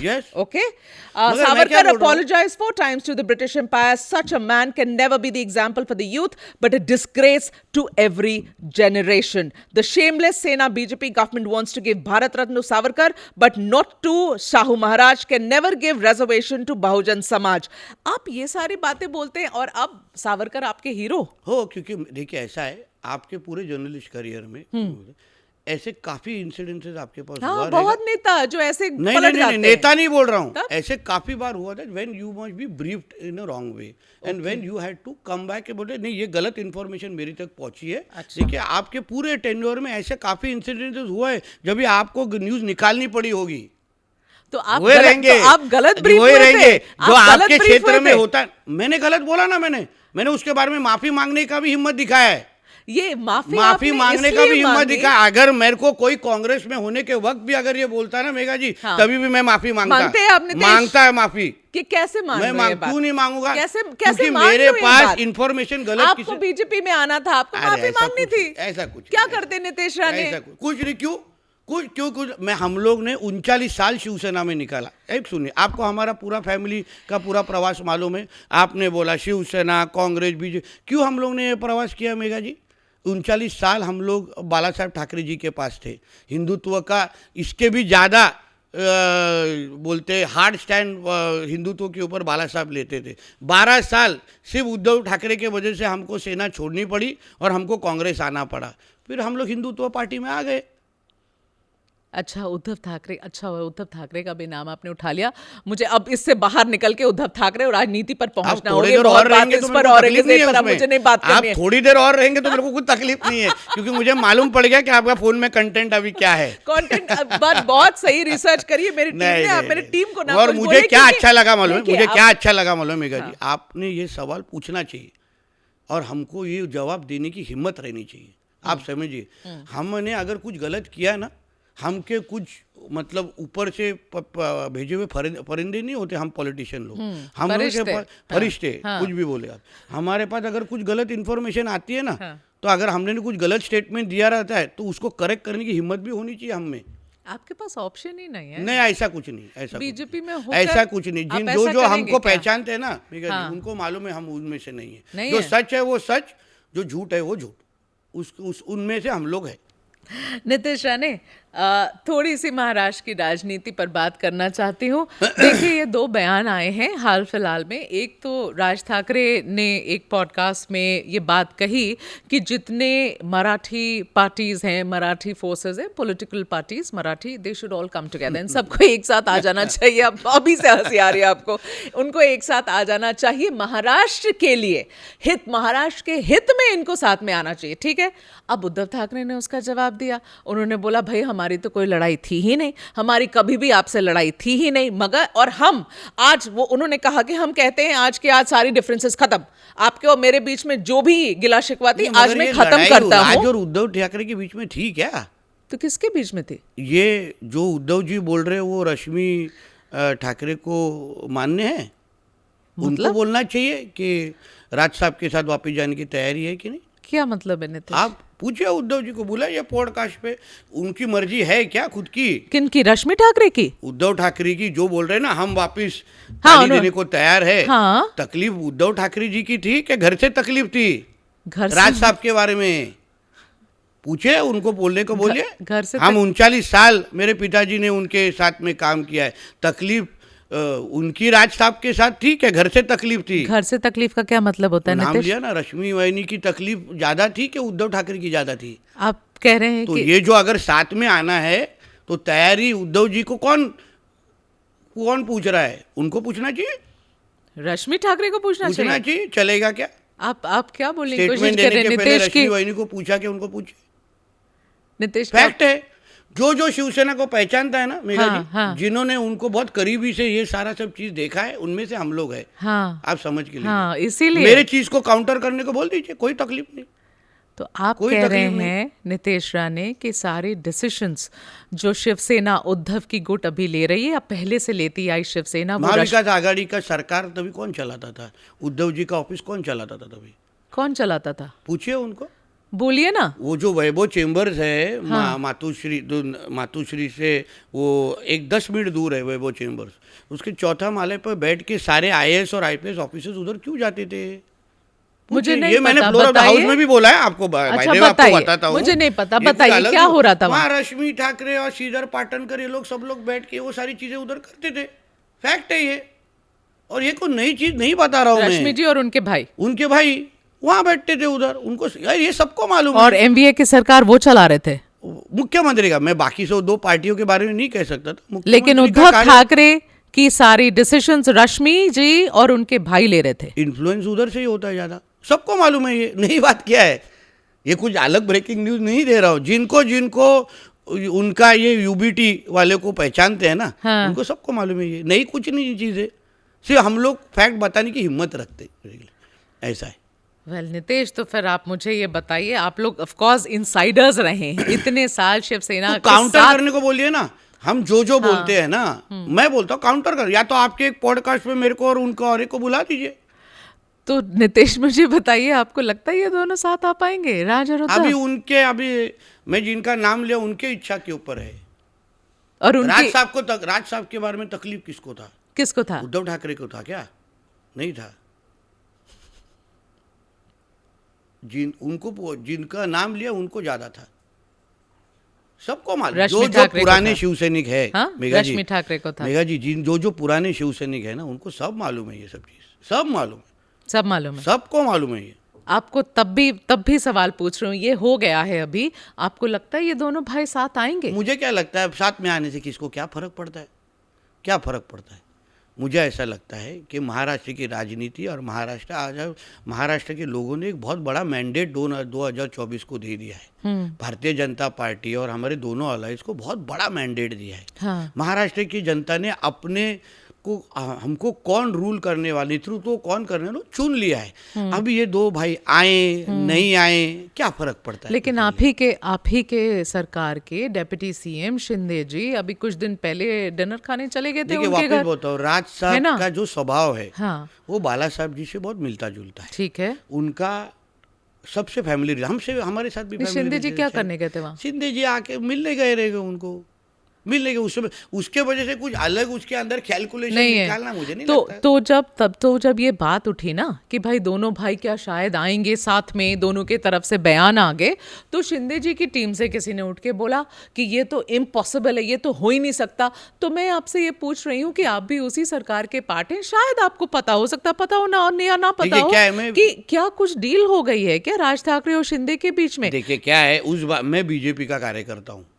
आप शिंदे गुट के एक को आपके पॉडकास्ट पे बुला लीजिए, वो आपको सारा इन डिटेल बता देंगे। मैं उनका पार्टी का क्या स्टैंड है, वो क्या करते हैं, उस बारे में बोलना मुझे मेरे लिए उचित नहीं है। अनबन क्या चल रही है मुख्यमंत्री जी और शिंदे जी के बीच में? क्या अनबन चल रही है बताइए। मैं वापस बता रहा हूँ। वो इतना दुखी क्यों घूमते रहते हैं? मैं खुद कैबिनेट में आज बैठता हूँ, मैं खुद देखता हूँ सारी चीज। ये तीनों में हमारे तीन ही लीडर, हमारे देवेंद्र जी हो और ये दोनों उप मुख्यमंत्री, बहुत एक्सीलेंट रिलेशन है। जो इतनी स्टोरियां घूमती रहती वो स्टोरियां हैं, वो स्टोरियां ही हैं, क्योंकि चैनल चलने चाहिए, क्योंकि स्टोरियां बड़ी होनी चाहिए, क्योंकि फॉलोअर बढ़ने चाहिए। ऐसा कुछ भी नहीं है। तालमेल कैसा है तीनों बहुत के बीच अच्छा में? है, हाँ? बहुत अच्छा है। देखिए क्या है, हमारे देवेंद्र जी का काम करने का एक तरीका है, सीएम सर का, एकनाथ शिंदे जी का एक तरीका है और अजीत दादा का एक तरीका है। तीनों अलग अलग लोग हैं, साथ में आए हैं, सरकार चला रहे हैं, तो कैबिनेट में अनबन होती है। बहुत अच्छा वातावरण है, अच्छा वातावरण, सब कोऑपरेट करते हैं, बहुत अच्छा। और आपको मालूम है मैं बिटवीन द लाइंस वाला आदमी नहीं हूँ, फैक्ट है, वो फैक्ट है। बहुत अच्छा वातावरण है, सब ठीक चल रहा है वहाँ, एकदम अच्छा, कोई उठापटक नहीं है। बहुत लोग जानना चाहते हैं, मगर अगर आप मेरे शब्द पे अगर विश्वास हो, हाँ, तो मैं आज ऑन रिकॉर्ड क्लियर करना चाहता हूँ, ऐसा कोई तकलीफ नहीं। ठीक है, मुझे फिर एक और सवाल है मेरा। हाल फिलहाल में अमित शाह जी भी गए थे महाराष्ट्र के दौरे पर, ऐसा सुनने में आया, आप क्लैरिफाई करिए, हो सकता है सही या गलत है, ऐसा सुनने में आया। देखिए 1-on-1 मीटिंग तो हुई शिंदे जी की अमित शाह जी के साथ में, तो बहुत ये कयासी है, ये कयास है, कोई मेरी इन्फॉर्मेशन नहीं है, कयासी है, लोगों ने लगाए कि फिर शिंदे जी ने जाकर बड़ी कंप्लेन करी कि भाई मुझे ऐसा कर रहे हैं, मेरी चीजें रोक रहे हैं, मेरी फाइलों पर इन्वेस्टिगेशन शुरू कर रहे हैं, मेरा काम नहीं होने दे रहे। ये इसमें कितनी सच्चाई? आप एक कंपनी के बहुत छोटे कार्यकर्ताओं को कंपनी के एजीएम में क्या हुआ ये या तो आप मेरी पगार बंद करना चाहते हैं या तो मुझे नौकरी से निकालना चाहते हैं। इसलिए ये इन्फॉर्मेशन आप कितना भी पूछो मैं नहीं दे सकता आपको, क्योंकि मेरे पास है ही नहीं इन्फॉर्मेशन। आपके पास है ही नहीं, ठीक है, चलिए तो फिर इसको छोड़ देते हैं अगर आपके पास ये इन्फॉर्मेशन नहीं है। मैं आपसे एक आखिरी सवाल, इन सारे मुद्दों के ऊपर जो हम बात कर रहे हैं, हिंदू मुस्लिम के सारे मुद्दों के ऊपर बात करें, एक सवाल आपके महाराष्ट्र से बाहर निकल कर पूछना चाहती हूँ। आप भारतीय जनता पार्टी में अभी हैं, आपके पार्टी की सरकार जो है बहुत सारे राज्यों में है, ठीक है। अब क्या होता है कि अलग अलग राज्यों में कुछ ऐसे डिसीजंस हुए हैं नीतीश, जिन पर भौएं उठी हैं, you know, you raised an eyebrow, क्यों हुआ ये, ऐसा क्यों बोला गया, जिसमें कि एक ऐसा डिसीजन था कि सड़क पे नमाज नहीं पढ़ना, यूपी में ये डिसीजन आई थी, नवरात्रि में आप नॉनवेज नहीं खा सकते, नॉनवेज आप बंद करो, वो दुकान आप भी करते हो, ये काम आपकी भी है, नॉनवेज बंद करो। अब ये सब करने से मतलब धार्मिक स्वतंत्रता को कहीं भारतीय जनता पार्टी की सरकार कुचलने की कोशिश कर रही है, ये आरोप लगता है आपकी सरकार पर। जैसे अभी दिल्ली में नई सरकार आई ना, यहाँ नई सरकार आई और यहाँ एक मंत्री जी बोलने लगे कि अभी नवरात्रि है, अभी जो छोटी नवरात्रि थी अभी आप बंद करिए सारी दुकानें। तो अब भाई आप नए सरकार में यहाँ आए हैं, आपका फोकस है नवरात्रि में मीट की दुकानें बंद करो, अभी आप धार्मिक स्वतंत्रता देंगे या नहीं देंगे, या फिर आप ही डिसाइड करेंगे कि करना चाहिए? ऐसा है कि जो देश में जो आप रहते हैं उस देश में कुछ कानून है, जो धर्म ज्यादा, ये तो कानून नहीं है ना, एक बार बता रहा हूँ, ये कानून है क्या? अगर ये हमारे देश एक हिंदुओं का अगर देश है जहाँ बाकी के धर्म के लोग भी रहते हैं माइनॉरिटी में, तो वहाँ जो मेजॉरिटी है उसका भावना तो आपको रिस्पेक्ट करना चाहिए, उसमें कुछ गलत नहीं है। तो भावना ना रिस्पेक्ट करना चाहिए। तो आप अगर हमारे नवरात्रि के वक्त अगर आपको उधर वहाँ जानबूझ के मटन का दुकान चालू रखना नहीं, है, जान वहाँ मैं क्या बोलता हूँ जब भी ईद मुहर्रम अलग अलग चीजों की जब भी तो आप कौन सी दुकान बंद करते हैं? वापिस बता रहा हूँ, हाँ। मैं आपके सवाल का जवाब भी दे रहा हूँ। जब भी आपका ईद और मुहर्रम का ये सब जो बड़े बड़े सब निकलते हैं, जुलूस निकलते हैं, हाँ। तभी किसी को कोई भी हिंदू कभी तकलीफ देने निकलता है क्या? नहीं बता रहा, आप सवाल का जवाब ही नहीं देते। मैं कब से देख रहा हूं जो स्पेसिफिक, अरे वाह, आपने कौन सा सवाल पूछा जो मैं जवाब दूं? बट स्पेसिफिक सवाल मैं बोलता हूँ जो नियम हमारे हिंदुओं को लगता है, जो नियम मुसलमानों को लगता है, जो नियम क्रिश्चियन को लगता है, वही नियम हमारे हिंदू को लगना चाहिए। हमारा इतना ही कहना है। अगर आपके किसी भी जुलूस के वक्त, ईद के वक्त, मुहर्रम के वक्त हम आपको कुछ तकलीफ नहीं देते हैं ना, वही नियम आपको हमको लगाना चाहिए। हम रिस्पेक्ट करते हैं। आपको इतना भी कहता हूँ आगे जाके, ऐसा कोई भी ऐसा एक हिंदू त्यौहार नहीं है मेगा जी, जहां हमारे पास 10 बजे तक का हाईकोर्ट का लाउडस्पीकर के बारे में ये है नियम है कि 10 के बाद आप लाउडस्पीकर नहीं बजा सकते। ऐसे कितने सब हिंदू बन के हम उनको मानते हैं, तो फिर लाउडस्पीकर 5-5 बार क्यों बजाना चाहिए? फिर मुझे क्या लगता है, अगर आप डॉक्टर बाबा साहब अम्बेडकर, आप बोलते हैं ना संविधान से चलना चाहिए, हम संविधान को मानने वाले, किससे चलना चाहिए? एग्जैक्टली, हम भी वही बोलते हैं, मैं भी वही बोलता हूँ, संविधान से ही मानना चाहिए। तो संविधान जो हम पालते हैं, हम अगर 10 बजे हमारा लाउडस्पीकर, हमारा डीजे बंद करते हैं, तो फिर 5-5 वक्त आप क्यों बजाते हैं? जो नियम हमको लगता है ना, हिंदुओं को लगता है ना, तो वही नियम फिर 5 बार जब ये लाउडस्पीकर बजते हैं ना, तो उनके भी तो 10 बजे के बाद कहाँ बजते हैं?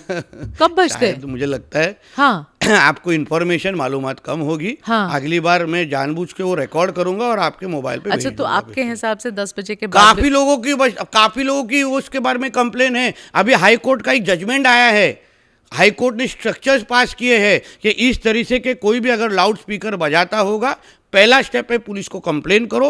अगर नहीं हो तो एक तो वो कंसर्न ऑफिसर को सस्पेंड होना चाहिए और दूसरी बात कार्रवाई होनी चाहिए। ये हाई कोर्ट का जजमेंट आया है। अच्छा नीतीश, एक बात बताइए, मैं आप मंत्री हैं कैबिनेट में महाराष्ट्र में, मैं सिर्फ जानना चाहती हूँ क्योंकि ये खबर उड़ती उड़ती हमारे तक आई थी कि आपने डिसाइड किया है, आप लोग अब ये डिसाइड कर रहे हैं, धीरे धीरे आप भी तो अपने थोड़े थोड़े रंग दिखा रहे हैं ना, आपने ये डिसाइड किया है, दिखाएंगे, पूछूंगी मैं भगवे रंग पर, वो भी ना, अब आप कहते भगवा रंग है तो दिखाएंगे, भगवा रंग है आपके खून का, कहते हैं ना, भगवा रंग है आपके खून का, चलिए वो तो दिखाई रहे धीरे धीरे। मगर नीतीश, मुझे ये बताइए ना कि क्या ऐसे कोई डिसीजन आप लोग सोच रहे हैं जहां आपको ये डिसाइड करना है, आप इस लाइंस पे सोच रहे हैं कि जितने लाउड स्पीकर्स हैं मस्जिद के ऊपर वो सारे हटाने वाले हैं आप लोग, ऐसा कुछ हो रहा है क्या? वापस एक बता रहा हूँ, जो कानून क्या कहता है कि इतने डेसिमल के ऊपर आप नहीं बजा सकते। ठीक है, अगर वो डेसिमल के ऊपर अगर आप मस्जिदों के ऊपर लाउड स्पीकर नहीं बजाते तो किसी को कार्रवाई का सवाल ही पैदा नहीं होता।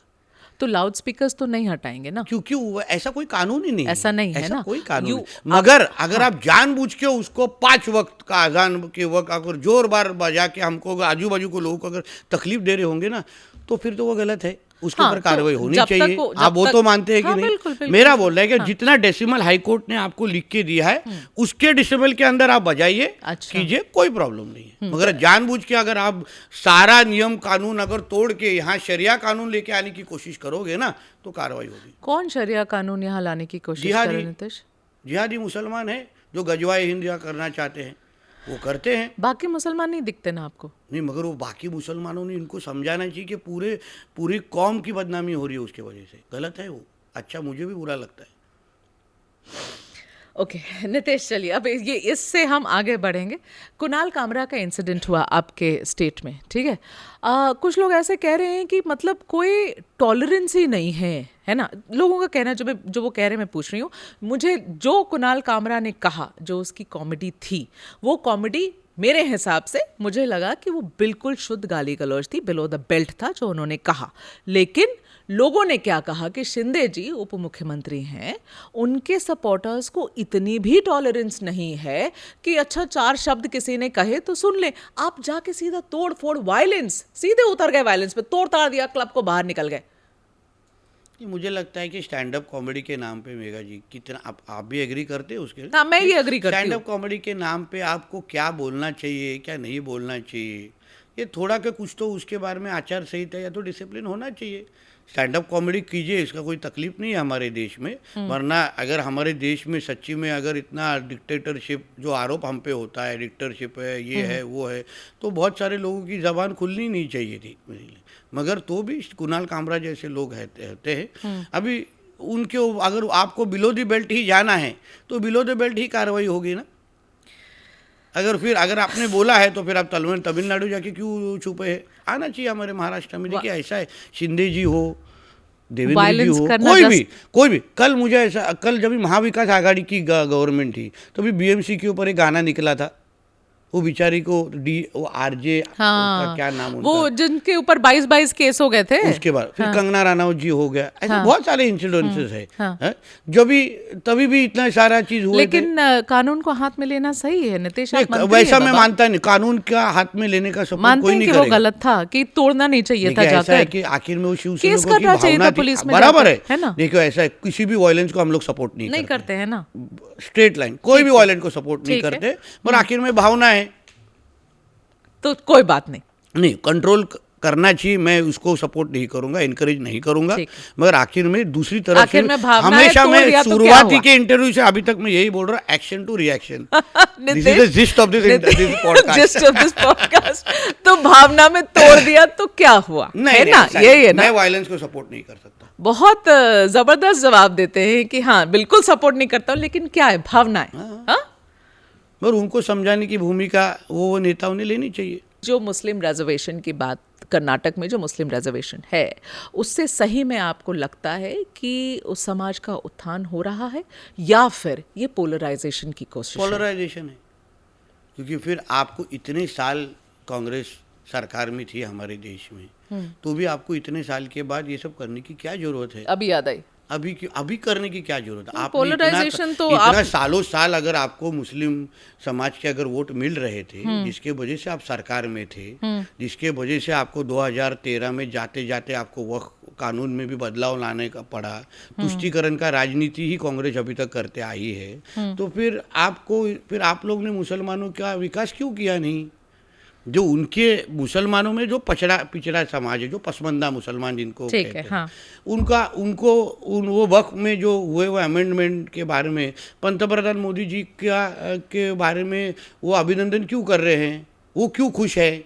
क्योंकि उनको भी मालूम है ये सब जो राजनीति हुई है ना, ये कांग्रेस और ये सब लोगों ने उनको मुसलमानों का भी विकास अभी तक नहीं किया है, तुष्टीकरण का राजनीति हुआ है। इसके वजह तो ये सारे तो गुस्सा बाहर निकल के आया है ना। और अभी मोदी जी जो स्टैंड ले रहे हैं 2014 के वक्त, हम कहते हैं कि हमको इस देश को आगे लेके जाना है, फिर असली में गरीबों का विकास करना है। का जो विरोध हो रहा है वेस्ट बंगाल में, समर्थन भी उतना ही हो रहा है। देखिए अभी कुछ दिनों पहले मैंने हमारे पीएम जी का उनका सोशल मीडिया देखा था, बहुत मुसलमान समाज के बहुत बड़े जानकार लोगों ने आके उनका अभिनंदन किया है। बहुत लोगों ने अभिनंदन किया, बहुत लोगों ने सपोर्ट किया। महिलाएं खुश है कि ऐसा एक अच्छा ट्रिपल तलाक हो, वक्फ अमेंडमेंट हो, ऐसा काफी कुछ निर्णय हमारा मोदी सरकार ले रही है। मगर जो वेस्ट बंगाल में जिस तरीके की वायलेंस हो रही है, आपको पता है कितना पलायन हिंदुओं का होने लगा है मुर्शिदाबाद के एरिया से, मूर्तिकारों को वहां पर राज्यों में जरूरत है। क्या है? हिंदुत्व की सरकार हर एक राज्य में आना, इसलिए जिससे हिंदू सुरक्षित रह सकते हैं। आज हमारे राज्य में ऐसा कोई हिंदुओं के खिलाफ बात करने की हिम्मत नहीं करेगी। मध्य प्रदेश, गुजरात, जहाँ जहाँ हिंदुत्व की सोच की सरकार है, वहाँ का हिंदू सुरक्षित है। ऐसा तो मतलब बंगाल में भी हिंदूवादी सरकार होनी चाहिए, जरूरत है। हाँ? और मुझे विश्वास है इस बार आएगी।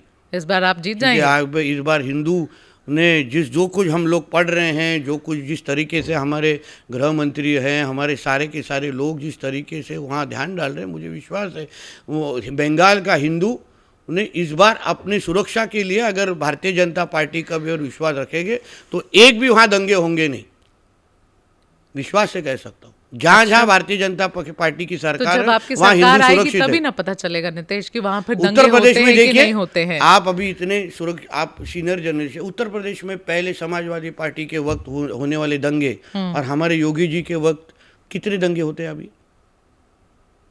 कितनी संख्या कम हो गई है। वैसा ही अगर वेस्ट बंगाल को वहाँ अगर आपको वहाँ दंगे नहीं चाहिए, हिंदुओं को सुरक्षित रहना है, तो भगवादारी सोच की सरकार वहाँ भी जरूरत है। और आएगी, ऐसा विश्वास है मुझे। और जो संभल में हो रहा है वो ठीक है? नहीं, उसके बारे में देखिए, उसकी दूसरी बाजू भी है जिसके बारे में हमारे योगी जी ने स्टैंड लिया है। कुछ हमारे टीम के मेंबर्स ये सवाल आपसे पूछना चाहते थे कि ऐसी जैसी बयानबाजी करते रहते हैं नितेश, सच बोलते रहते हैं, बयानबाजी ये सब चीज़ नहीं, सच बोलने की हिम्मत रखनी चाहिए। क्या ये आपकी व्यक्तिगत शैली है या बीजेपी की रणनीति का हिस्सा है ताकि विकास के मुद्दों से आप ध्यान भटका के रखे लोगों का? नहीं, मगर हम जिनके लिए विकास करते हैं मेघा जी, जैसे हमने देखा था ना, अभी इलेक्शन जो खत्म हुआ जिसमें आप लोग प्रचंड जीत आपको मिली, उसी इलेक्शन में ना नितेश, बार बार सवाल मैंने भी आपके अब मुख्यमंत्री जो हैं, जो पुराने मुख्यमंत्री से यही पूछा था कि आप 5 साल तो अच्छा विकास कर लेते हैं, सारा डेवलपमेंट करते हैं, इलेक्शन जैसे पास आधा हिंदू मुसलमान करने लग जाते हैं। तो इसीलिए ये सवाल कि आप मुद्दों से, सही मुद्दों से भटका के रखो, नितेश राणे को यूज करो, है ना। नितेश राणे एक ऐसी चीज है, उसको जहां ऐसा कुछ परेशानी हो रहा है आगे करो, कुछ बोलेगा कंट्रोवर्सी होगी, सबका ध्यान भटकेगा, सब उसके बारे में बात करेंगे। देखिए, ये आपको जो हमारी प्रतिमा तैयार करनी है वैसे आपको जो पसंद है, मतलब आपको, मतलब मैंने प्रतिमा तैयार करी, आपने खुद ने अपनी करी है। ऐसा है कि हमको हिंदुत्व के बारे में हमारी भूमिका बहुत स्पष्ट है मेघा जी।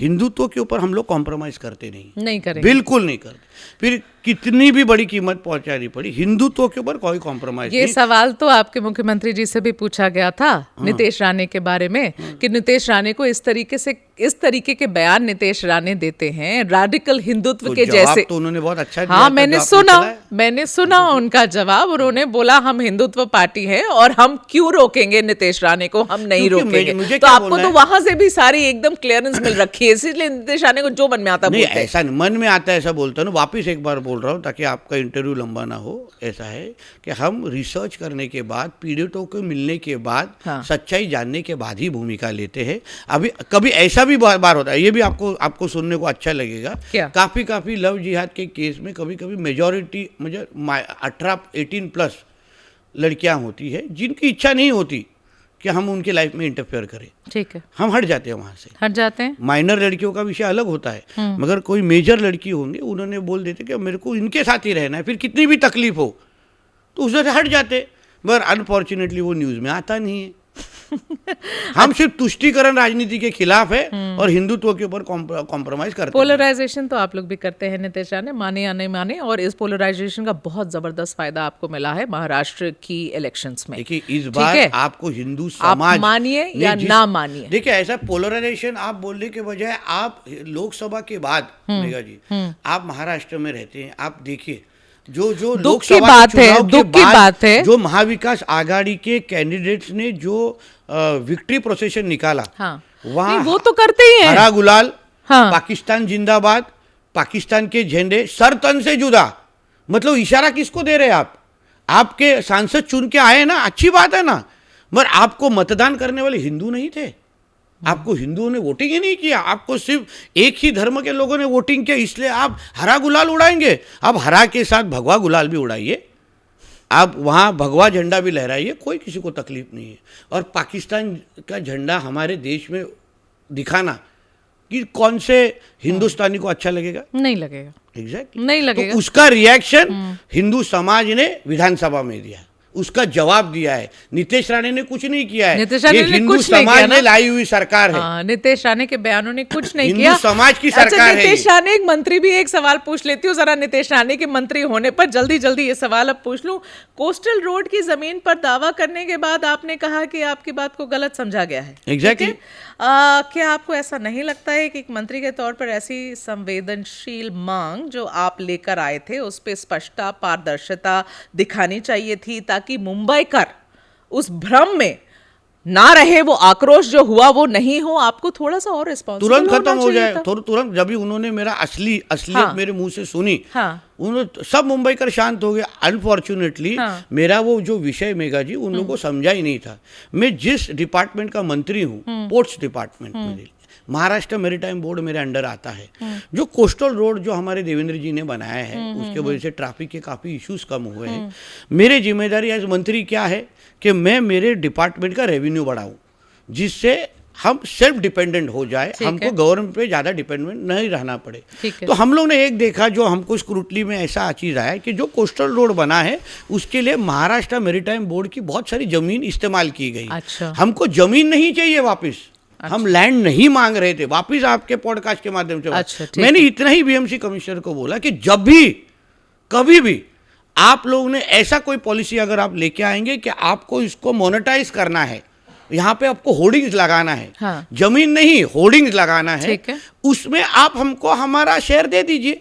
अच्छा। जिससे हमारे डिपार्टमेंट को रेवेन्यू जनरेट हो जाए और हमारा डिपार्टमेंट सेल्फ डिपेंड हो। ये अगर अच्छी भूमिका ली तो उसमें लैंड लेने का कहाँ है। और जब भी मैंने ये भूमिका मुंबई कर खुश हो गए। आखिर में मंत्री होने के वजह से मुझे मेरे डिपार्टमेंट का रेवेन्यू बढ़ाना, ये मेरी कोर जिम्मेदारी है। मैं हमेशा हमारे मुख्यमंत्री की, हमारे फाइनेंस मिनिस्टर के पास सर फंड दे दो ऐसा नहीं कह सकता, क्योंकि मेरे मिनिस्ट्री के अंदर, पोर्ट्स मिनिस्टर के अंदर वाडवान नाम का बहुत बड़ा पोर्ट जी। अनफॉर्चुनेटली पूरे पॉडकास्ट में अभी तक वाडवान पहुंचे नहीं है। वाडवान पहुंचे नहीं, लेकिन I am really personally interested. I want to know, it is the world's largest, right? World's largest. थोड़ा सा उसके बारे में नितेश प्लीज बताइए। हाँ, विच टिल नाउ कोई भी हमारे देश के पोर्ट के पास नहीं है। मुंद्रा पोर्ट के पास 17 मीटर का ड्राफ्ट है। हाँ। Vadhavan will be the only port which is our honourable prime minister's dream project. क्या? आर ऑनरेबल चीफ मिनिस्टर वो बहुत सिंसियरली वो सारे प्रोजेक्ट में हर हफ्ते हमसे अपडेट लेते हैं, डिसीजन ले रहे हैं। अच्छा। और मैं आपको विश्वास से कहूँगा मेघा जी, हाँ। आज वर्ल्ड मैप पे हाँ। 1 to 10 हाँ। जब पोर्ट्स के बारे में बात करते, 1 to 8 is China and rest after Vadhavan हाँ। we will come in the top 5 basically. Wow. That is the capacity जो वाडवन में है। तो थर्ड मुंबई, तीसरी हाँ। मुंबई, जो हमारे ऑनरेबल सीएम ने हाँ। विधानसभा में स्पष्ट कहा कि तीसरी मुंबई वहां बना रहे हैं हम लोग। डायरेक्ट और indirect employment is more than 1 crore there basically. 1 crore of employment. Direct and indirect employment. Direct and indirect employment. 1 crore Through of only people Vadhavan will be Port, huh? employed. Only Vadhavan Port. Only through Vadhavan Port. Wow. Only through. That is Okay. the capacity That's of the Vadhavan. plan.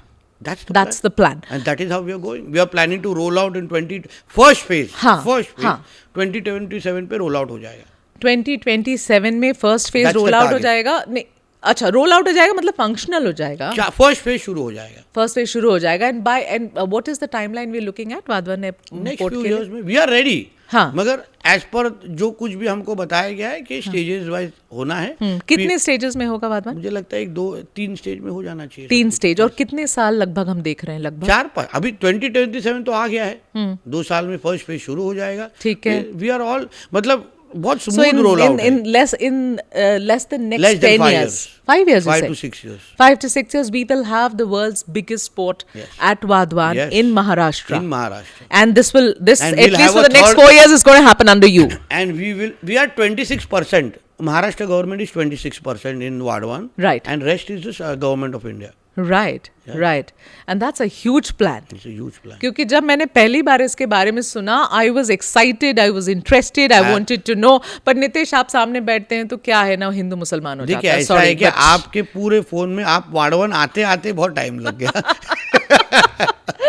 देखिए ऐसा है, जिस तरीके से विकास करने हमारी जिम्मेदारी है, वैसे सुरक्षा करनी भी हमारी पिछले जिम्मेदारी 5-6 महीने में ऐसा अच्छा काम क्या किया है मंत्रालय में जो आज आप बोलना चाहते हैं? सबसे बताइए बड़ा ना। इंपॉर्टेंट डिसीजन जो हम लोग, हमारी गवर्नमेंट जो लेने वाली है, एक तो वाडवन के बारे में हम कर वाटर टैक्सी सिस्टम, आपका काफी इंटरेस्ट हो जाएगा। हाँ, हाँ। MMR रीजन में we are starting water taxi system, water metro. अच्छा। जैसे हमारे देवेंद्र जी ने हाँ। मेट्रो की सारी के सारे नेटवर्क तैयार किया है हमारे मुंबई में, जिसके वजह से काफी ट्रैफिक डीकंजेस्ट हुआ है, कम हुआ है। ठीक है। वैसा ही हमारा प्लान है कि कोची वाटर मेट्रो है। हाँ। देखिए हमारे केरला में कोची वाटर मेट्रो भी चालू है, जो हम उससे अच्छी चीज भी ले रहे हैं। हाँ, उसी तरीके बहुत से बाद में आप भी आए इस पर। मुंबई वाटर मेट्रो, हाँ। Mumbai water metro is an ambitious plan that DPR stage पे है। What is the plan? Please explain. For example, if you want to go from Bandra to Versova और बैंड्रा टू नरीमन पॉइंट, जैसे आप अभी मेट्रो से जा रहे हैं, वैसे ही हमारे पास अलग अलग वाटर मेट्रो बोट्स होंगे, who will take you from Warsaw to Nariman Point to the sea route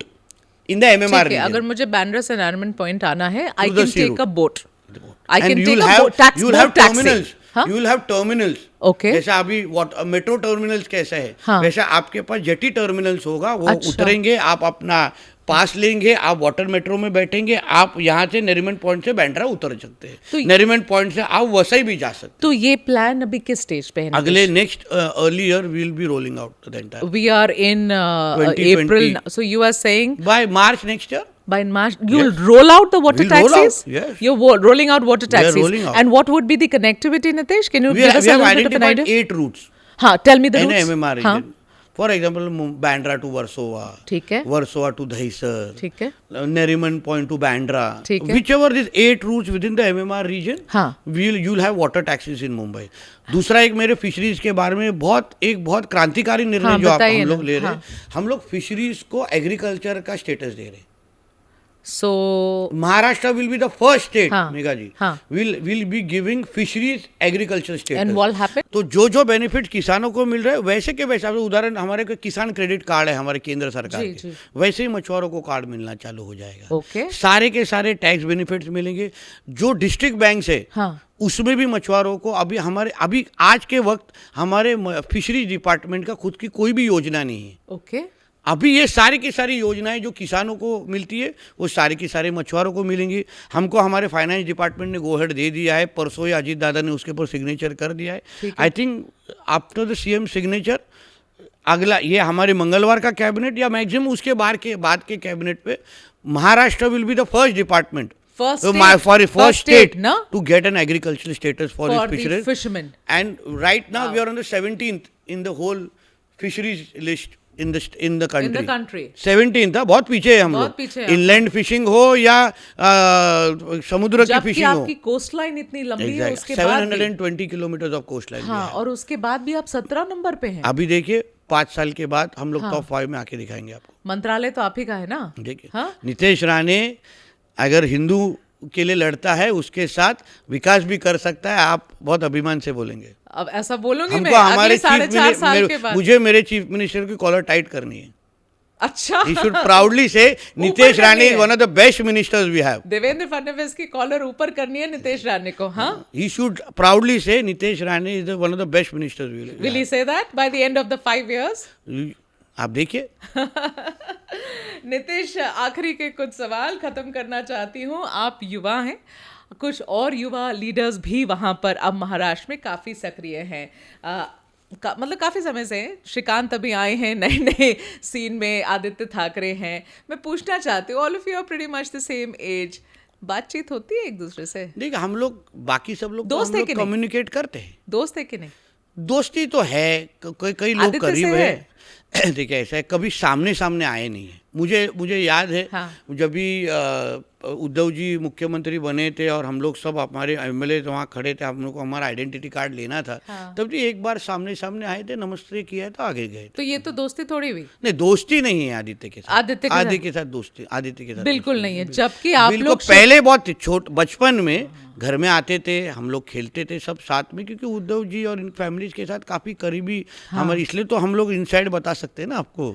तो आप लोग के घर में आके रहते थे ना उद्धव ठाकरे? रहते ना, कनकौली के हमारे सिंधुदुर्ग के घर में आके खुद रहते भी थे। रहते थे ना?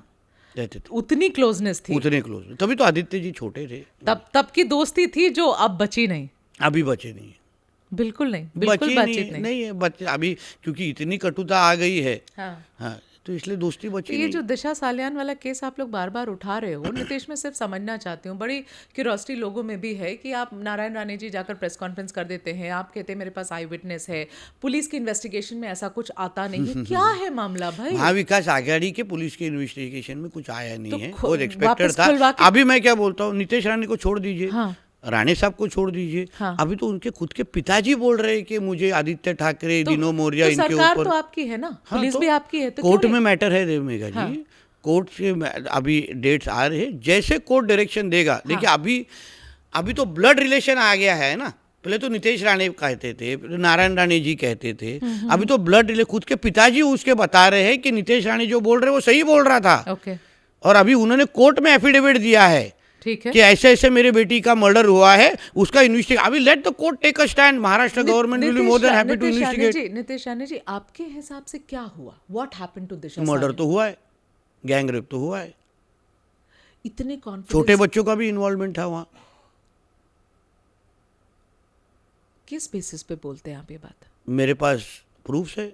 जिसके बारे में मैंने सही एजेंसीज को और लोगों को शेयर किया है। देखिए ऐसा है ना मेघा जी, हमेशा बोलते हैं कि आप प्रूफ बताइए, प्रूफ।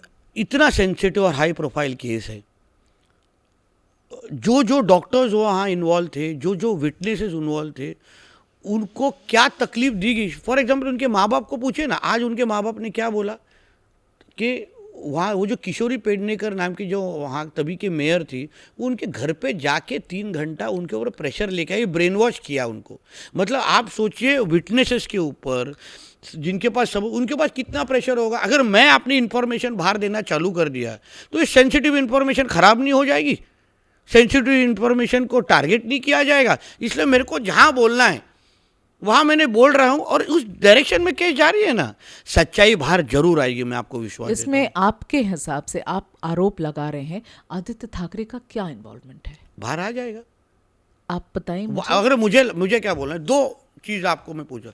अगर आदित्य ठाकरे जी का इन्वॉल्वमेंट नहीं था, आप 1 मिनट के सोच रहे हाइपोथेटिकली, तो फिर उद्धव ठाकरे गवर्नमेंट इसको आत्महत्या सुसाइडल केस के हिसाब से क्यों इन्वेस्टिगेट नहीं कर रही थी? क्यों वहाँ के तभी वहाँ का सीसीटीवी गायब किया गया? क्यों मस्टर के ऊपर 8 जून का जो विजिटर्स डायरी थी, 8 जून का पेज क्यों फाड़ा गया? क्यों वहाँ के वॉचमैन को गायब किया गया? मैं बोलता हूँ कि अगर it's a clear case of suicide, what are you guys hiding? Why aren't you coming out and telling the fact that I didn't know Disha Salian, I didn't know Riya Chaturvedi. Why are you not coming out and saying that? Okay, what is the truth as per you? What is There the is truth? a clear case of murder and gang rape. It is a clear case of Again, murder my and gang rape. question, और दूसरा चीज, सबसे important चीज, if आपका आदित्य ठाकरे कुछ नहीं किया था ना, हाँ. तो why did Uddhav ji call my father and say कि मेरे बेटे को, आपके भी 2 घर पे 2 बच्चे हैं, रानी जी आदित्य का नाम मत लीजिए। Why would an Uddhav Thackeray call Narayan Rane ji and do that? Megha ji, you know our family history. Right now only you asked me a question about Aditya Thackeray having a dialogue with me. Is he not your friend? If that relation is so bad, तो imagine if there is nothing that Aditya has done. तो उद्धव जी ने phone क्यों किया रानी साहब? आप बताओ ने क्यों किया? क्योंकि उनको मालूम है सच्चाई क्या है, उनको मालूम है उनके बेटे ने कुछ गलत किया है। क्या गलत किया आदित्य ठाकरे ने? जहाँ मर्डर, जहाँ गैंगरेप हुआ है, वहाँ आदित्य ठाकरे क्यों था?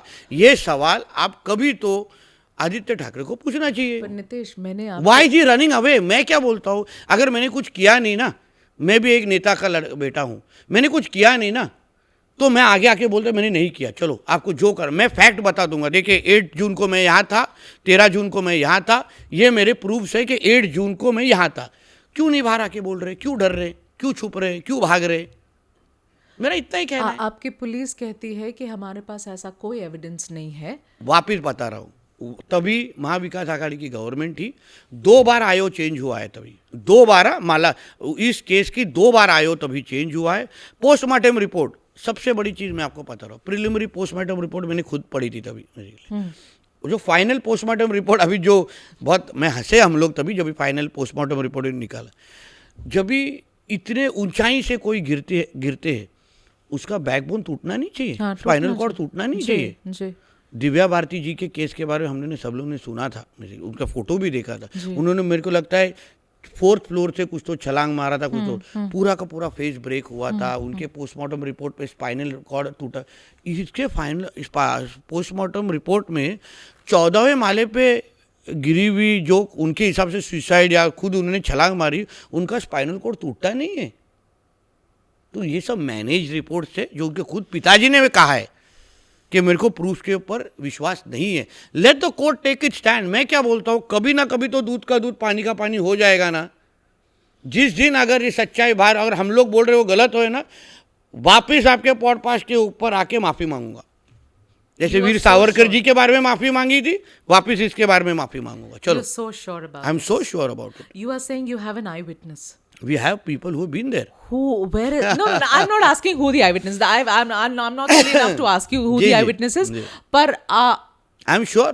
है eyewitness? Things have happened. कहाँ है eyewitness? Things have happened. है आपके पास eyewitness? Things have happened and they have told the truth. मतलब आप प्रेजेंट करेंगे eyewitness को? बोलता हूँ, पिताजी ने हमको हमारे ऊपर स्टैम्प लगा दिया ना कि नितेश राणे, नारायण राणे जी सच बोल रहे। खुद के दिशा सालिन के पिताजी ने, we are no one. The father of the girl, father of the girl who has lost her life, मैं बोल रहा हूँ वो बोलते रहे वो डिप्रेस थी। डिप्रेस लड़की दिसंबर में शादी करने वाली थी। जून 8 को उसकी मर्डर हुआ, दिसंबर में रोहन राय के साथ उसकी शादी होने वाली थी। डिप्रेस लड़की शादी करने वाली थी। अब वो तो उसका the dots are not matching. Let the court take its stand. We will see what happens. ठीक है, मेरा आखिरी सवाल नितेश राणे आपके साथ, आपकी शादी की चर्चा आज भी पॉलिटिकल सर्कल्स में होती है। 700 शेफ लगाए गए थे, 20,000 लोग खाने पर बुलाए गए थे। मेरे टीम ने बोला कि कम बता रहे मुझे, मेरे हिसाब से 1 लाख के करीब लोग आए थे उधर, और 2 रिसेप्शन हुए थे, एक मुंबई में हुआ था और हमारे कोकण में सिंधुदुर्ग में हुआ था। तो टक्कर दे रहे थे आप अंबानियों को? अरे ऐसा नहीं है, मैं my father is a mass leader. Money that flu, नहीं ऐसा, इट्स नॉट द मनी। अगर बेटे की शादी है तो मैं अपने बेटे की शादी भी धूमधाम करूंगा, अगर उसने मेरे को अलाउ किया तो तभी उसे। So we finish it with rapid fire questions, quick answers, हाँ? Yes. उद्धव ठाकरे के लिए एक शब्द। हिंदू विरोधी। हिंदू विरोधी? Yes. वो तो अभी खड़े होकर कह रहे हैं कि वो हिंदू विरोधी है। जिहाद हृदय सम्राट वी कॉल हिम। जिहाद हृदय सम्राट उद्धव ठाकरे। यस। अगर एक बिल तुरंत पास करवा सकते हैं तो वो क्या होगा? यूसीसी, समान नागरिक कायदा। ओके। महाराष्ट्र में असली टक्कर किससे है, शरद पवार या आदित्य ठाकरे से? देखिए ऐसा है कि there is no match to the names that you have given. Really? Sharad Pawar ji is a very tall leader of our Maharashtra. Okay. And Aditya Thackeray is right now a no one. अच्छा चलिए शरद पवार और उद्धव ठाकरे ले लो। नहीं, शरद पवार जी अभी he is a friend to everyone. Yours also है ना? Uddhav ji is someone. Your See, friend, whoever is against Hindus, whoever is against Maharashtra is हमारा दुश्मन है। अगर नेता नहीं होते तो नितेश राणे क्या होते? एडवोकेट। एडवोकेट होते, वकील होते। राजनीति में अब तक सबसे बड़ी क्या सबक है? सब्र, पेशेंस, जो कि है नहीं आप में। सीख रहा हूँ। आप इसलिए तो बोलो आपने क्या सीखा है, तो सब्र सीख रहा हूँ। क्या कभी खुद को अपने बयानों पर कभी नितेश को पछतावा हुआ है? अगर हुआ है तो उदाहरण दीजिए। अभी सावरकर बाला साहेब ठाकरे जी का एक बहुत बयान है जो मुझे बहुत अच्छा लगा, जिसको मैं फॉलो करता हूँ, कि जबान से निकले हुआ शब्द बंदूक की गोली जैसे होता है, एक बार निकला तो निकला। मैं जब भी हिंदुओं के बारे में बात करता हूँ, हिंदुत्व के बात करता हूँ मेघा जी, मैं बहुत सोच समझ के बात करता हूँ और मैं बहुत पढ़ लिख के बात करता हूँ। I am an MBA myself, I know what am I doing here. You studied in the United Kingdom. Exactly. I know what am I doing. I know who am I talking for, and I will never do injustice to someone who is not responsible to things that they have done. Okay. So I think I'm very clear about my stand, and I love my country, and I'm a proud Hindu. Rather, I'm a mad Hindu. You're a mad Hindu. गर्मियाँ आ चुकी हैं, क्या P रहे हैं आजकल, रूह अफ़ज़ा या गुलाब शरबत? मैं गौमूत्र बहुत पीता हूँ, and I'm telling you it is very good for health. सवाल तो मैंने गुलाब, रूह अफ़ज़ा और अभी ये गुलाब और रूह अफ़ज़ा मुझे कौन देने वाला कौन है उसके ऊपर डिपेंड है। नितेश, रूह अफ़ज़ा पीते हो या नहीं पीते? नहीं, मैं ये सब नहीं। हाँ? नहीं। क्यों, प्रॉब्लम है नाम में? हाँ, क्योंकि अभी देने वाला आदमी कौन होगा उसके ऊपर सोचे। आखिर सवाल आपसे, कि मुझे रूह अफ़ज़ा बहुत अच्छी नीयत से कोई नहीं पिलाएगा। फैक्ट है। कहाँ राजनीति करते हैं नितेश? एक बेचारा सा शरबत हमारे सबके घर में पीते थे बड़े। अच्छी बात है ना, मगर आप सोचें नितेश राणे को कौन शरबत देगा रूह अफ़ज़ा? नितेश राणे को देने की जरूरत नहीं, नितेश राणे खुद से पिएंगे रूह अफ़ज़ा। नहीं, मुझे अच्छा भी नहीं लगता, वो बहुत मीठा है। आप अक्सर भाषणों में बोलते हैं मेरा खून भगवा है। 2019 में बीजेपी में आने के पहले आपके खून का रंग क्या था जब कांग्रेस में थे? 39 साल हम लोग बाला साहब ठाकरे जी के साथ में थे मेघा जी। हमको वापिस बोल रहा, आप हम पे इल्ज़ाम लगता है कि आप लोग पार्टियां बदलते हैं। आखिर में हम लोग अगर आज बाला साहब ठाकरे जी या तो उद्धव जी ने अगर हमारे साथ वैसे जो कुछ भी हमारे साथ राजनीति, गंदी राजनीति नहीं की होती, हम लोग बहुत अभिमान से कह सकते थे कि हम एक शिवसैनिक हैं। हम लोग ने बचपन से बाला साहब जी को और हिंदुत्व को फॉलो करते करते, मेरे पिताजी ने जो हिंदुत्व के लिए किया है शायद मैं इसके आपके पॉडकास्ट के ऊपर नहीं बोल सकता। मगर हमारे खून में भगवा क्यों है? क्योंकि हम बाला साहब ठाकरे जी के छत्रछाया में हिंदुत्व के नाम पे ही बड़े हुए। ठीक है। हम जो 12 साल कांग्रेस में निकाले हैं क्योंकि हमारे पास कोई ऑप्शन ही नहीं था। तो उस वक्त खून का रंग क्या हो गया था? तभी भी भगवा ही था। भगवा ही था। उनको भी मालूम था हमारा भगवा था। और अभी तो फिर बीजेपी में आने के बाद तो हम अभिमान से कहते हैं कि भगवा है। नितेश घर वापसी हुई है। घर वापसी हुई। Thank you so much for your time and thank you कि आप मुंबई से you flown down to Delhi to do this podcast. Really grateful. हम जबान के पक्के लोग हैं। आप हैं और आपने दिखाया। Thank you so much. जय श्री राम।